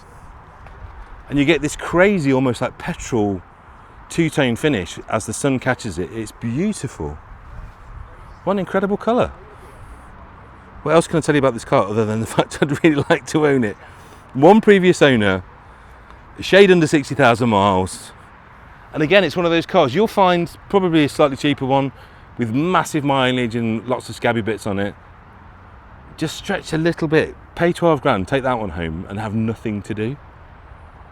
The vendors told us they've had the headliner attended to, and they've also had new wheel badges and wheel valves. Just again, another nice car that's been looked after, and it was driven here 200 miles without incident. What a beautiful way to travel. Fabulous thing. One of my favourite Bentleys, just because of the styling, and I do have one of these at home, the Arnage T. And why they're so good is, this represents to me, so it's the last crew-built Bentley with the 675, so all the old school things, very much the old school styling. But you've also got Mulliner Part Ward this, so you've got the Mulliner diamond stitched interior and diamond turn dash you'll have on this. At the time, this was one of the fastest saloon cars, if not the fastest saloon car, I think. There's an absolutely brilliant clip of Jeremy Clarkson doing hooligan things in one of these for the contemporary road test, but have a look inside, look. That leather is fabulous. Diamond turn dash, real old school Bentley. We've got 8 stamps in the book on this. Really nice colour combination that looks and feels very expensive. 5-spoke split rims on it, and 72,000 miles. Ultimate old money car. Again, just look at the quality of the paint and the mica flip on that. It's really beautiful. Stunning thing that needn't cost the earth. As I say, 13 to 15,000 pounds. That could be yours. We can hang out together. We can have a little on iced tea. This is also the pre-facelift one, which I actually prefer. So later they put the more fared-in headlights, which you could argue looks more modern. This, to me, I think looks more pure. It's the original design. It's what we wanted. Another 55 AMG, a little bit later, 2001 CL55 AMG. Look at it.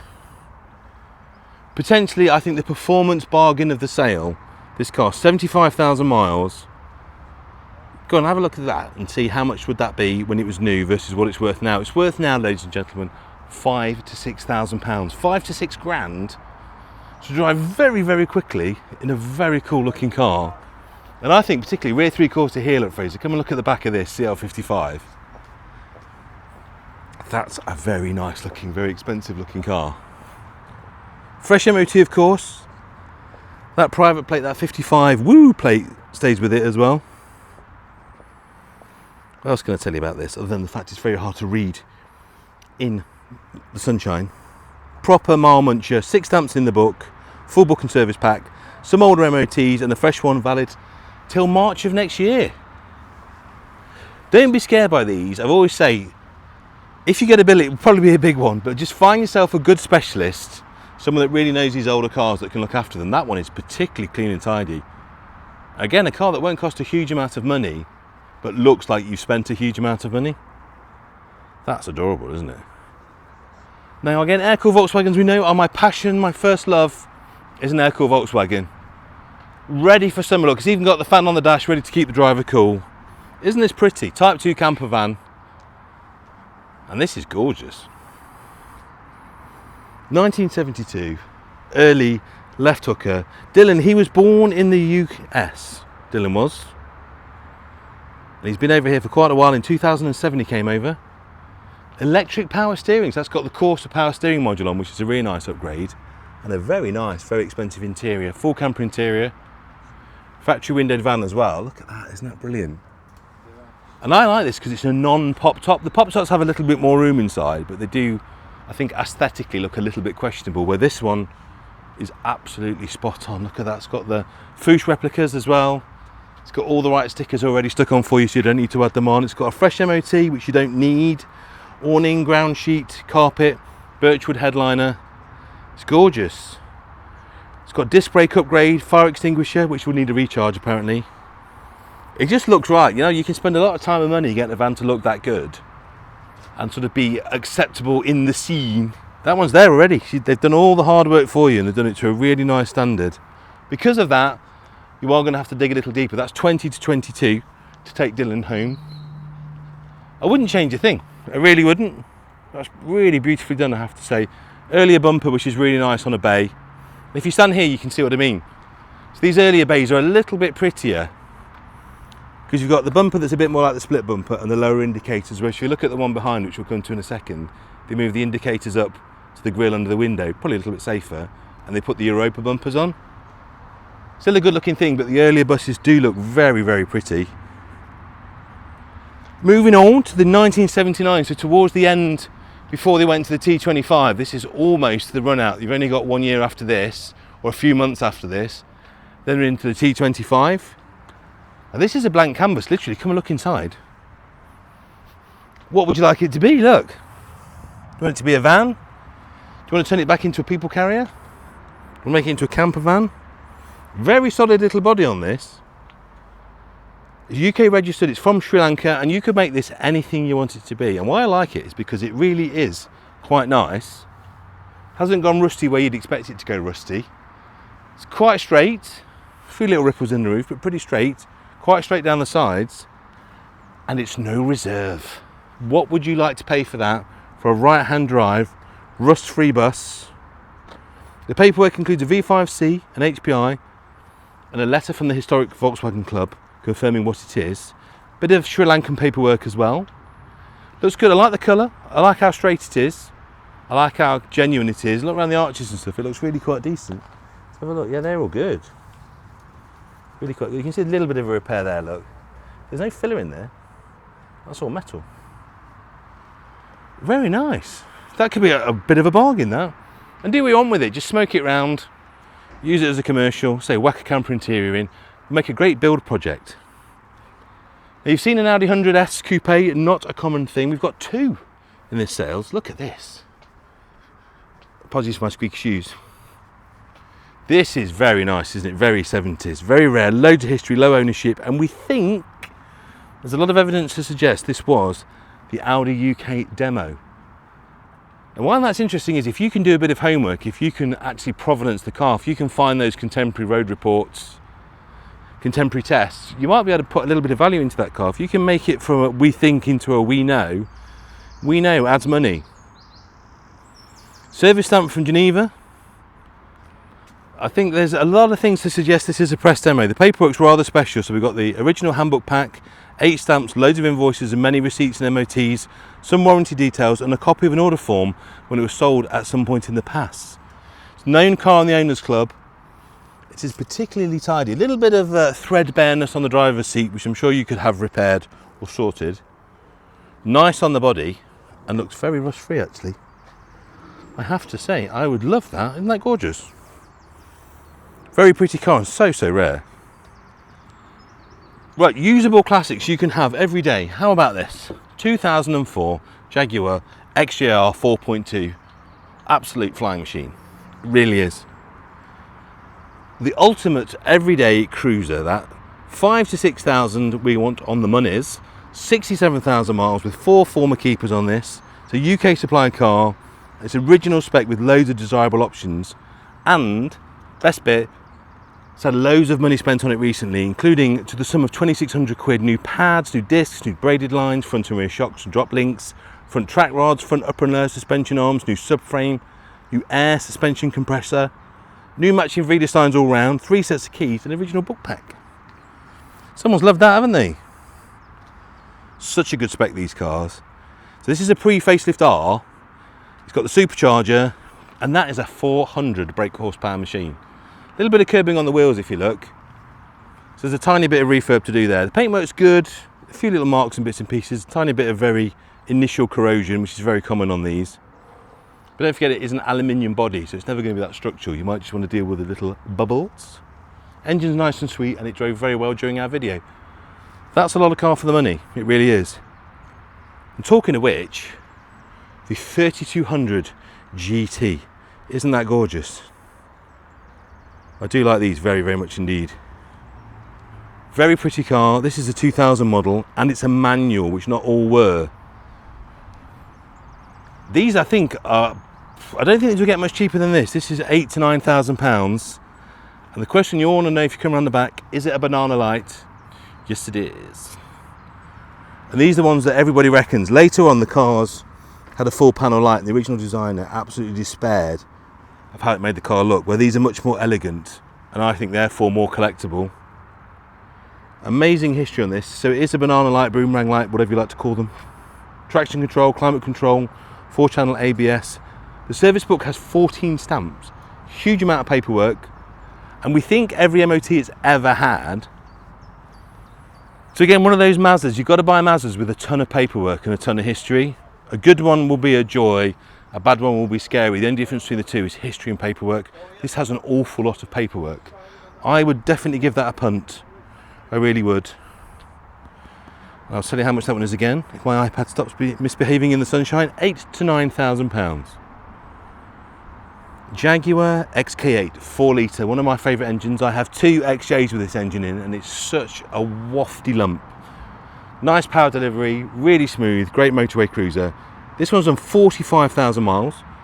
It's going to be between £5,000 and £6,000.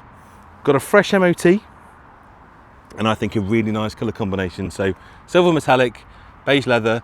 The roof, let's have a look at the roof. Looks to be in impeccable condition. Doesn't even need a re-dye.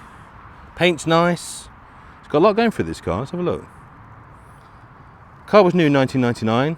Again, it's one of those cars, I keep saying this, but it's so true.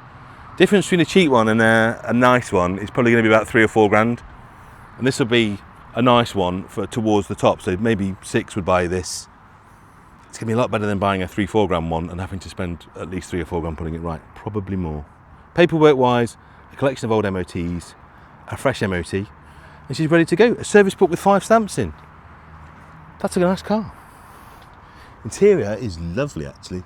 Little bit of bolster around the driver's seat, so get that done, and I think you'd have a near minter there for not huge amounts of cash. Going back to what we were saying about the genius of the one that came after, the XK, the Callum design car, and what an amazing bit of kit you can get these for the money. 4.2, impressive looking sports coupe with low owners and a great mileage. The mileage on this is only 64. Original book pack and stamp service book with 16 stamps from new, loads of invoices for the work. Really presents nicely, this car, I like it an awful lot. And 2 previous keepers. Supplied new in 2006. The present owners had it for 12 years and the service book has 16 stamps. I like that a lot. Don't forget, we keep talking about histories on these cars, and it's very important to check any car that you're buying at an auction. If you can come in, of course, you can pull the book pack and you can look at these things for yourself. What we do for every car is we have a book pack video, so if you can't make it in person, there's a video online that will show you what we've got, all the books, and it will talk you through it. If that's not enough detail, if you need a bit more, give us a call. We'll happily do either a live FaceTime with you or talk you through it, or if you want to check or drill a little bit deeper into any more of the invoices for these cars, we will happily do that. We want you to have the most information possible. The more you know, the happier you feel. The happier you feel, the higher you bid, and everybody wins. So if we haven't told you enough, ask us and we'll tell you more. Jaguar Mark II, 2.4 litre, 1968, and a very noisy plane, so apologies for that. 20,000 miles on this, a manual transmission, very clean, lovely interior. And it just goes to show where the Mark II market is at the moment and the bargains to be had, because this car, as pretty as it is, has no reserve. How is that possible? So it's the little engine, it's a manual gearbox, so it's a more basic spec, but it really is quite lovely, you know, I have to say. And it's also very nice on the body. Really good, actually. Very, very nice. I'd be quite tempted by that myself. Let me tell you some more facts about this. If my iPad ever wakes up. iPads in hot weather, they don't like it, do they? Here we go. Mechanically, the vendor tells us it's in excellent shape. Stainless steel exhaust, complete set of brakes, new pipes, new radiator. It runs really well, it ticks over well. The paperwork's pretty good too, loads of bills, loads of invoices for thousands of pounds. And that is a really nice, presentable Mark II, no reserve. So you get to set the price on that. I just think that's a really phenomenal way to get into a 60s Jag. And they are becoming the bargains. Everybody wants the 80s and 90s cars now. The 60s cars are becoming the bargains. But they're still impeccably cool. They still have that whole gangster chic about them. And look what's next to it. This is what everybody's buying at the moment. This is where the money is going. And this would be somewhere I would very much like to put my money. If I hadn't just bought the Sovereign at the last Barron's auction, I might be having a cheeky vid on this. Look at this. I have one of these, same colour, with a black interior. Mine is not this nice, I'll be honest with you. This is much nicer than mine. 33,000 miles from new. Mine's done 110. And this really does look like it's done a third of the mileage that mine's done. It's so clean. Originally sold to Jersey, where I think it's had quite a nice life for 19 years. The 4 litre V8, which is a rare old stick anyway, 33,000 miles from new, as I've said, 13 stamps in the book. Driven here, it's got the lamb's wool rugs, all the places where they rot, like the window bottoms, this hasn't. The arches are good. The front wing edges and the inside inner arch is really good. It just isn't your typical scabby XJ. I have got the typical scabby XJ. It's still a lovely car. I still adore driving it. And actually just thinking, will this have the later armrests with the cup holders? No, it doesn't have cup holders, but it has everything else. So the Executive, believe it or not, was the lower spec, but they're just brilliant cars. I think it's led quite a charmed life, that. You're probably going to have to spend at least 6 grand, probably more like 7, to take that home. But what a thing. 20 years of great driving awaits you. None of the normal issues you get, none of the rot, none of the sagging headlining, just looks well, drives well. Great history, fabulous thing that, absolutely fabulous. We always have to have a 190 in every single sale. This is an E 1.8, so quite a low spec, But I think that's the other ones to get. I love the two-tone with the white and the grey and the body side cladding. Service book with 18 stamps and 117,000 miles. Original factory spec car. And have a look at the interior. Have a look at how well that's worn. I can't think of a car for this amount of money. Like I say, 6 to 7k on the trims. Little scuff on the bumper there, which you probably want to get sorted out. That's worth repairing. But very, very clean and level on the body. Yeah, and the seats don't look like they've been sat in. A car that will laugh at 250,000 miles, could even get to 500,000 if you serve it. And a classic you could drive every single day. Literally every single day you could drive that. It's had an original owner, Jim Russell Mercedes in Norfolk supplied it. 190, comes with a full book pack. 18 stamps. When you see the condition, check out the service history. It's absolutely ridiculous. That is a doomsday car. If the world ends tomorrow, there'll be cockroaches, that car. That's about it, really. But what a thing. Now, how do you make an Alfa Brera even more brilliant? And the answer to that is give it to ProDrive and let them go mad. This was the 2009 project between the two of them, the Alfa Romeo Brera 3.2 V6 ProDrive edition. They only made 500 of these and they're very, very nice. This is an 85,000 mile manual. And this is number 482 of the 500 that they made with a comprehensive history file. And a car that Top Gear raved about in period, I seem to remember as well. Have a look at the driving video on this. It's quite special. So the Brera was a very desirable car anyway. But they did the four-wheel drive system, returned it to front-wheel drive. They lowered the suspension using Eibachs and Bilsteins. And of course they put ProDrive's own design of wheel on. Really, really unusual car, these. But because of that, despite the provenance, despite the fact that they were raved about by Clarkson in period, despite the fact that ProDrive breathed on them, they're not hugely expensive. You could buy this car for somewhere between £7,000 and £8,000, and I strongly suggest that you do. Moving on, another perennial favourite for us here at Manor Park Classics is to have a good price range Boxster in, because what's not to love about a Boxster? One of the greatest summer cars, one of the greatest drop tops, a no reserve car in really quite nice condition, I have to say. Tiptronic, which is going to make it a bit cheaper as well, but don't be put off by the Tiptronic. A lot of people go, oh, I want the manual, and it is perhaps from an investment point of view and for the driving purist, yes, a manual. But you know, if you're just going to waft about, enjoy the sunshine and drive from pub to weekend break, the Tiptronic's fine. It's an absolutely fantastic little gearbox. And if you're going to drive it every day and on the motorway, it's probably better. Original service book, new Uniroyal tyres on here as well. This example's in black with black with black, triple black. Supplied new by Stratton. And the book tells us it's had 3 brake fluid changes, 4 long life services, and lots of receipts and invoices. So again, not a cheap car that's had no love.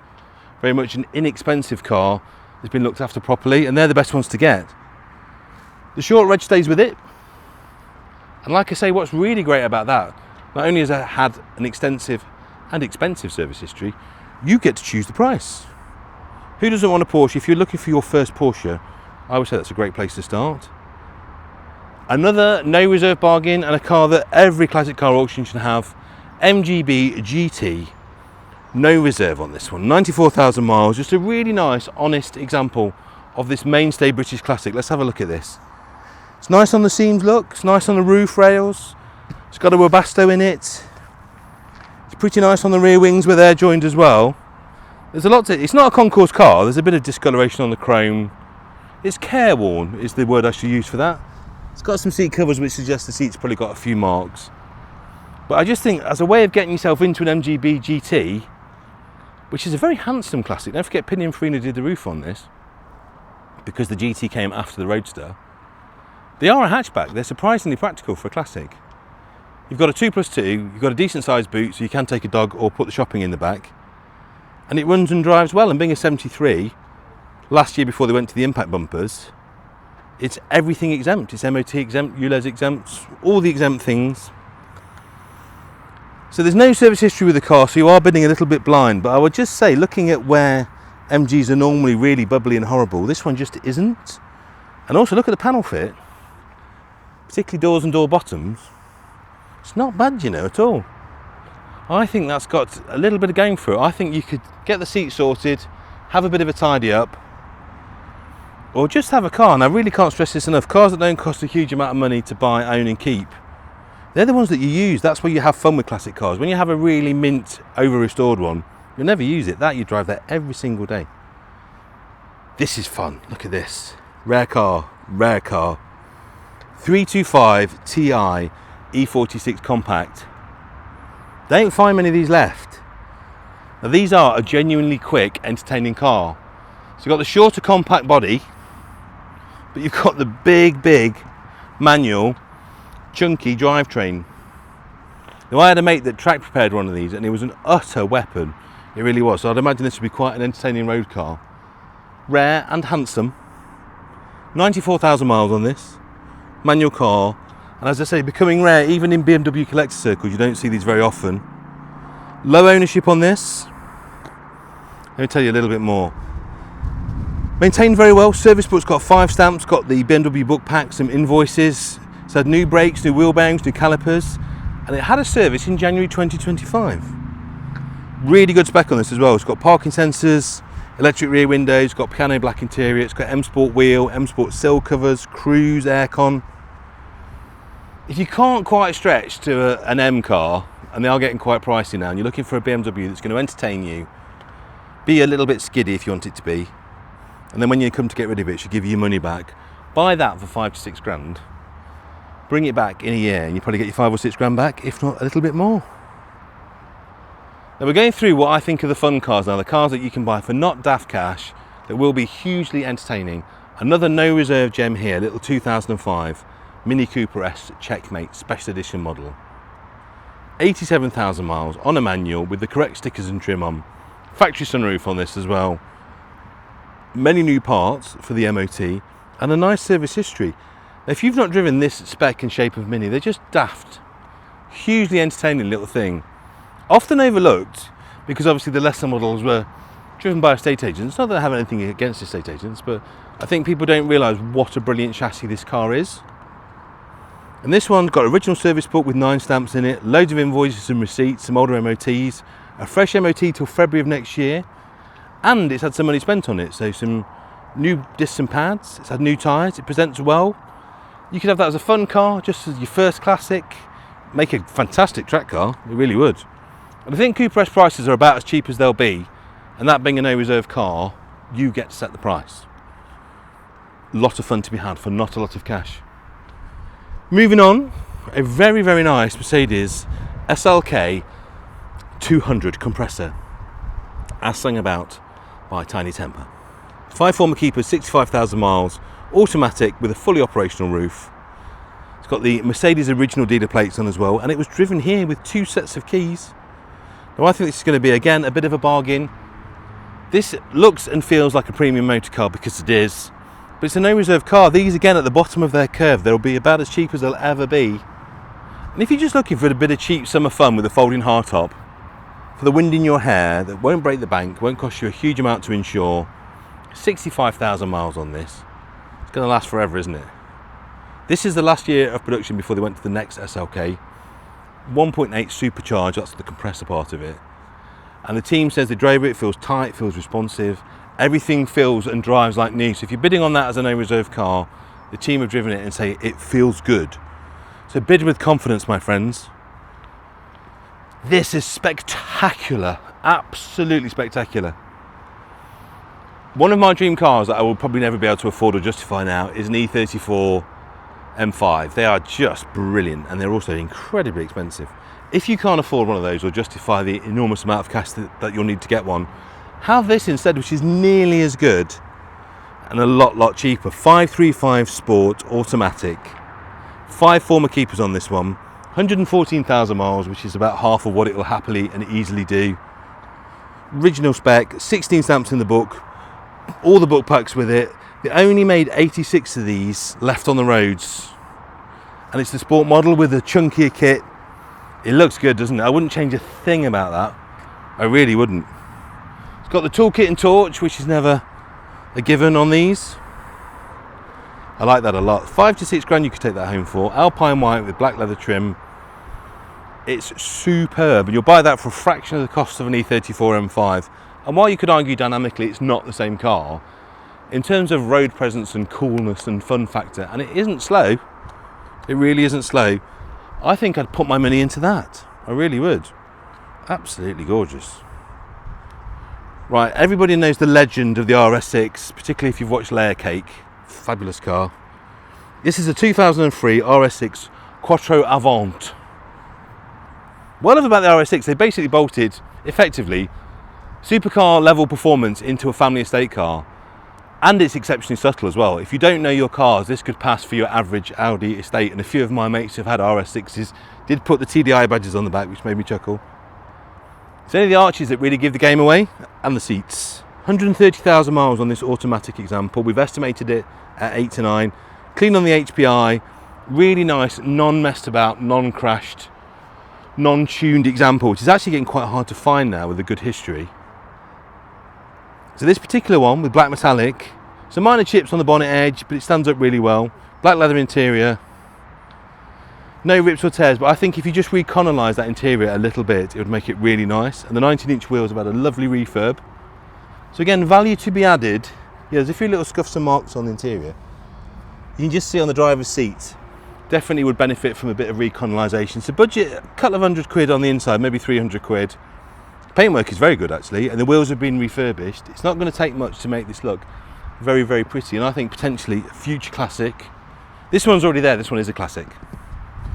Touring car credentials all the way for the 850R, the development of the T5R, and this is almost identical to a car that we did on the show actually. Rare Japanese import and highly sought. It might even be the one that's on the show, I'm going to check in a minute. A lot of these went to Japan, and the great news about buying them in from Japan is the fact that they are a lot less rusty underneath. I will check, this could be our car. This is identical specification. Wouldn't that be funny if it was? To potentially TV featured, if not identical to the one that was TV featured. Large history file, low mileage, 250 brake horsepower, and the definition of a practical classic. You could buy that for 8 or 9 grand. The wheels have been recently refurbed. If you don't like those tints, that's just a film, you can always peel that off. It's got the beige leather interior, just awesome. I mean that looks a little bit nicer than the one that we did, although we did spend quite a lot of money on ours, to be fair. Very nice car. Right, moving on to this, the 318i SE Lux. Isn't that beautiful? What a clean car.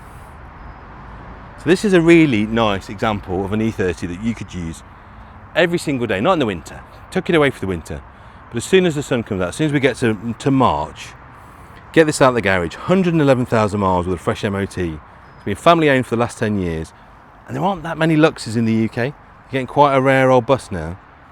Bottle top wheels. It's got the rear spoiler, which is gorgeous as well. Front fogs and electric windows, but just to me, what's really screaming at me is the condition of the paint. There's a tiny scuff on the bumper. It's just beautiful. It's so straight. Looking down the sides at Fraser's legs in the reflection, it's pretty clean, as is Fraser, of course, as well. Interior is lovely. Couple of little tiny tears. A small amount of money to spend if you want it to be immaculate, but there's not much to do. And a factory roof, of course, being luxe. I must stop looking at cheap CL500s. I'm going to have to get one day. Can you think of a car for this sort of money? And this is a no reserve car, by the way. 2004 CL500. Can you think of a car that you can buy for this kind of cash, which will be whatever you tell us it's worth, that's got that sort of presence? It's a huge car. Don't forget they are an S-Class coupe. It's had a little tweak on the back here, if you look. Somebody's, I think, probably backed into something. So the rear spoiler needs a tiny bit of repair on the back there. Loads of paperwork, and they're becoming very, very rare. So spend yourself 200-300 quid to get that corner sorted.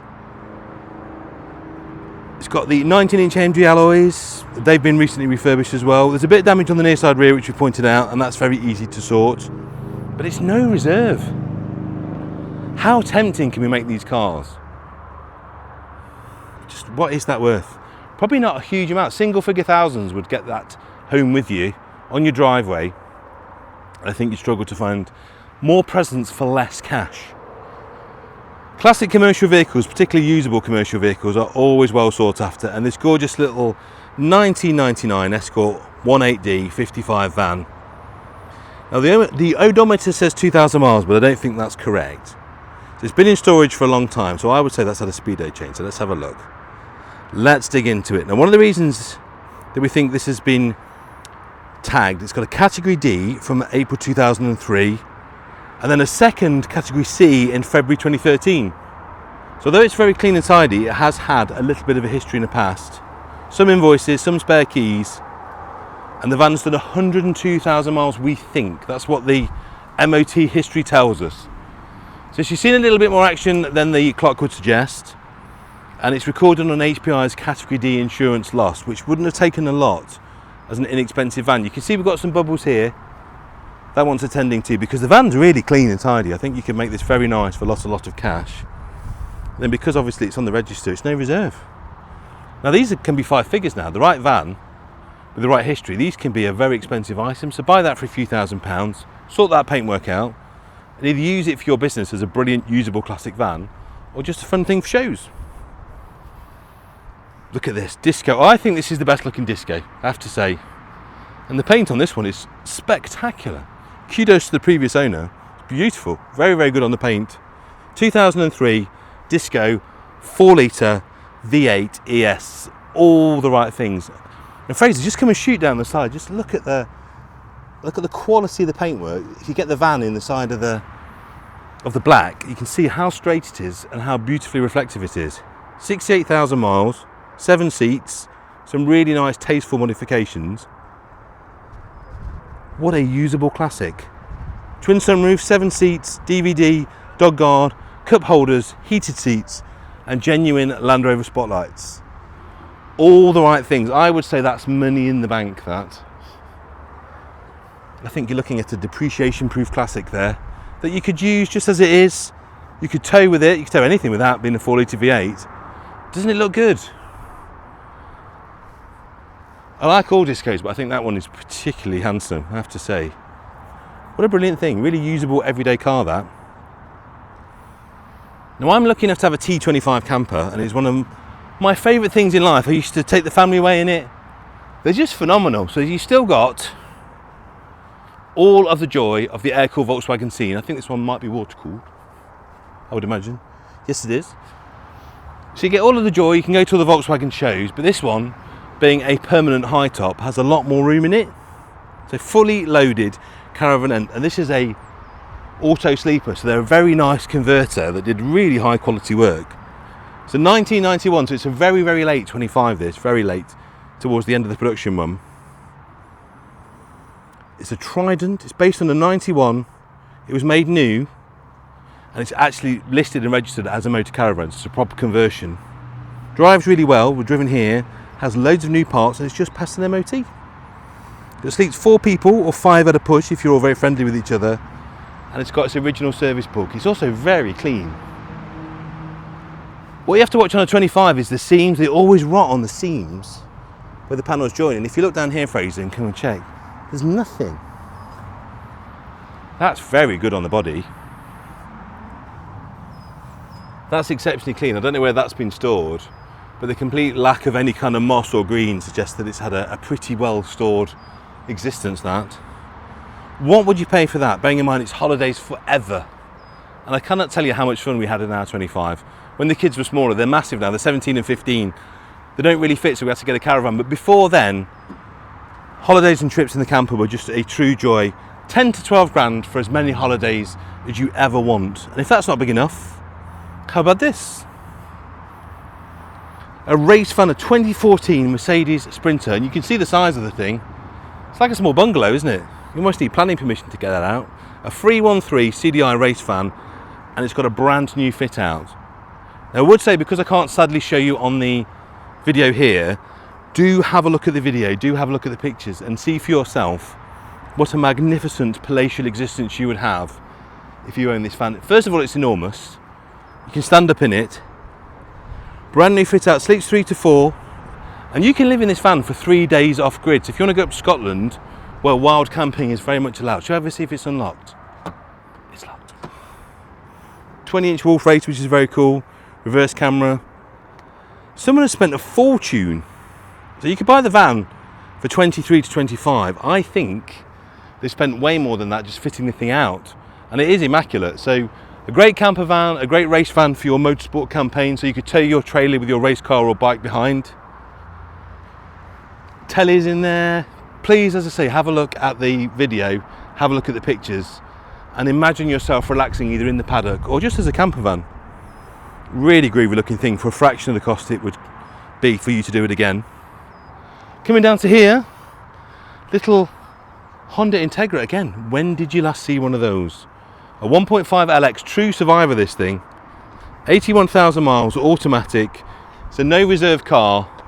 It's a pop-up headlight Honda for no reserve that you could bring to the Festival of the Unexceptional and stop the show, and I suggest that you do that if you buy it. Fresh MOT, lovely service history. It says here becoming rare. I think that's not the half of it. I can't even think of the last time I saw one. It was originally sold new to a Sir Robert Booth, OBE. So he's both a Sir and an OBE, so he's knighted and an Order of the British Empire. So I would suggest it was owned by a very important, wonderful person. 19 stamps in the book, and it's just really rather nice. A few little bubbles and blebs on it. There's a few bits to do. A little tiny scuff on the bumper corner which you could get textured back in. But the body's clean. A little bit on the rear arch there, look. A few things I would grab now. Interior is mint. Obviously being an automatic, you know it's never been thrashed. Tiny bit to do, guys, but with not much money to spend to make it nice. And talking of spending money, my word, this next car is a real enigma to me. So it's a great example of what happens when you start restoring a classic car and things run away with you. So this is a lovely 75 MG B GT that you can see has been backdated to a chrome bumper look. Big tick there. Recently restored and backdated, and there are bills in the file for this car for £26,000. So a huge thank you to our vendor for spending all of that money so you don't have to. But there's just a few bits and pieces to do. That's Aston Martin grey paint with a very beautiful coarse metal flake, which I adore. There's a lot to talk about this, apart from the respray, which I would imagine was very expensive at the time. 7 years ago, he started the restoration.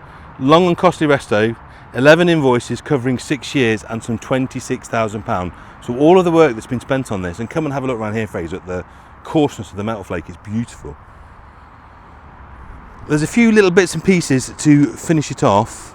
There's a load of work done, and I absolutely love this. This could, again, what a bargain this could be. All I do, what happens when you backdate a big bumper car is they sit a little bit high, because the way that they cheated the federal crash test on these cars was just to raise them up so the bumper was the right height. And the chrome bumper cars, if you look at them, sit a little bit lower. But there's loads of kits you can get to lower these. It's a very simple and easy thing to do. I think were you to lower that and maybe just detail the wheels with the correct two-tone, I think that car could look very, very expensive indeed. I think you can build some value into that car without too much trouble at all. This is nice, isn't it? 2004, perfect car for today. 318 CI SE convertible with 25,000 miles from new. And she's an SE spec as well. Clean, pretty car, that one. 25,000 recorded miles, got the M Sport alloys, it's got Bridgestones on it, Stratstone plates on there as well. Original book packs, it's a cruise control equipped car. And it's pretty, very, very pretty car, that one. Let me tell you some more details if my iPad will behave. It's arrived with us quite late in the day. We haven't done a driving video, so apologies for that. But it looks good in the sunshine, I have to say. Come from Liverpool, 2 keys, a book pack, a bundle of invoices, and a lot of previous MOTs. And it's clean and it's straight. That mileage is borne out by all the paperwork, and that's a £5,000 to £6,000 car. But from what I can see, particularly on the paintwork, doesn't need much at all. The roof is very, very nice. Yes, the whole thing sort of screams that the mileage is absolutely bang on the money. The roof is beautiful, actually. That wouldn't take much to make that truly exceptional, that car. Another 190E. Oh, I do love a 190. E2 litre, this one. Very original, in lovely condition. 75,000 miles, 3 owners from new. I just adore these. Just because it answers the question, it's probably the only classic car you'll ever need. You can drive every day, you take the kids in it, you could do a 3,000 mile pan-European trip in it, and it would just laugh at you. And also, should you need anything for it, particularly if you're in Germany, you'll be able to keep it on the road. They're not an expensive car to maintain mechanically if you look after them. Original factory book pack, even its original spare key and radio. Just a nice car with plenty of paperwork. Just have a go at that. I think you probably have to spend about 7 or 8 grand to buy it. I think that would be a car that you could keep for 20 years. But just try it, honestly. I've been driving older cars for the last 2 years. 80s stuff, 90s stuff. It is amazing how usable it is, particularly if you start using it every day. The problem with classic cars, we all sit on them, we don't use them. They sit, things dry out. When you drive a car like this, maintain it perfectly and use it every day, you realise what a brilliant car it is. My granddad had one of these, I'm sure your granddad or dad did too. 1981, Ford Cortina, 2-litre GL. We've estimated this because of its lovely condition. 9 to 11,000 pounds, and 88,000 miles. It drives and presents beautifully. And once the Cortina was just everywhere, wasn't it? The Cortina was everybody's dad's car, everybody's granddad's car, every minicab driver's car. It was literally the car that got us all to where we wanted to be, to work, to school. Just everybody had one. And now, because everybody had one, nobody thought to save one, and they've all gone. Rare old bus, this one. The condition's really nice. It's had some paint. The paint is good. The Mark V and the Mark IV look very, very close together. There's small trim differences and window size differences. The Mark V is generally a little bit posher with a nicer dashboard. And all of that is very, very nice on this. And the dashboard itself is very lovely. The velour is good. It's really clean. But what I love about stuff like this is when you drive it, I mean, you just realise the market today is very, very different because everybody wants BMWs and Mercedes as new cars now. But in the day, this is what our dads wanted. They wanted a really nice high-spec Ford Cortina, and particularly if you're on the company car scheme, that would have made you feel very, very good about yourself indeed. Now fast forward to the hot hatch battles, and there's a fantastic video up on the site comparing this to the Golf GTI. In 1990, would you have had a Golf GTI which was perhaps the engineer's choice, or this which might have been a tiny bit cooler?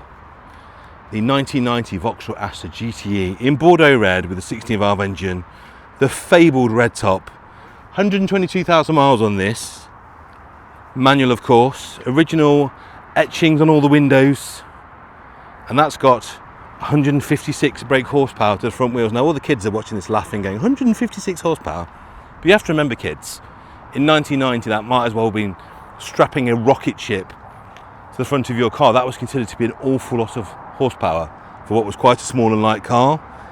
8 stamps in the book, 6 supplementary service invoices, and the condition that I can only describe was really rather nice. A few bits to make it immaculate.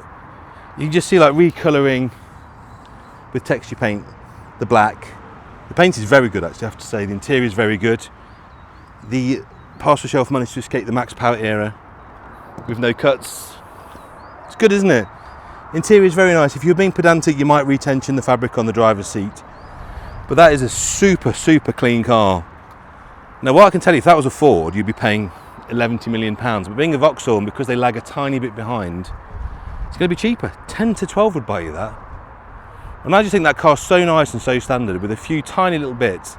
You own that car, every magazine like Evo or Top Gear, whenever they're doing a period hot hatch test, they would call you and ask you to borrow that for the photo shoot. I guarantee it, because of what it is. Moving into things that I have had and I would like to have again. Z32. All Z cars are mega. Fair Ladies, which is the Japanese 300ZX, they're just cooler. I had a British 300ZX. I loved it to bits. Mine was automatic, twin turbo, long wheelbase. This is a Fair Lady, so it's short wheelbase, manual, much cooler. The non-more period Dynamics Wheelmania wheels, they're so cool. Wide arch conversion, really well done as well. Some really nice period body styling, nothing too crazy, nothing veil-sidey.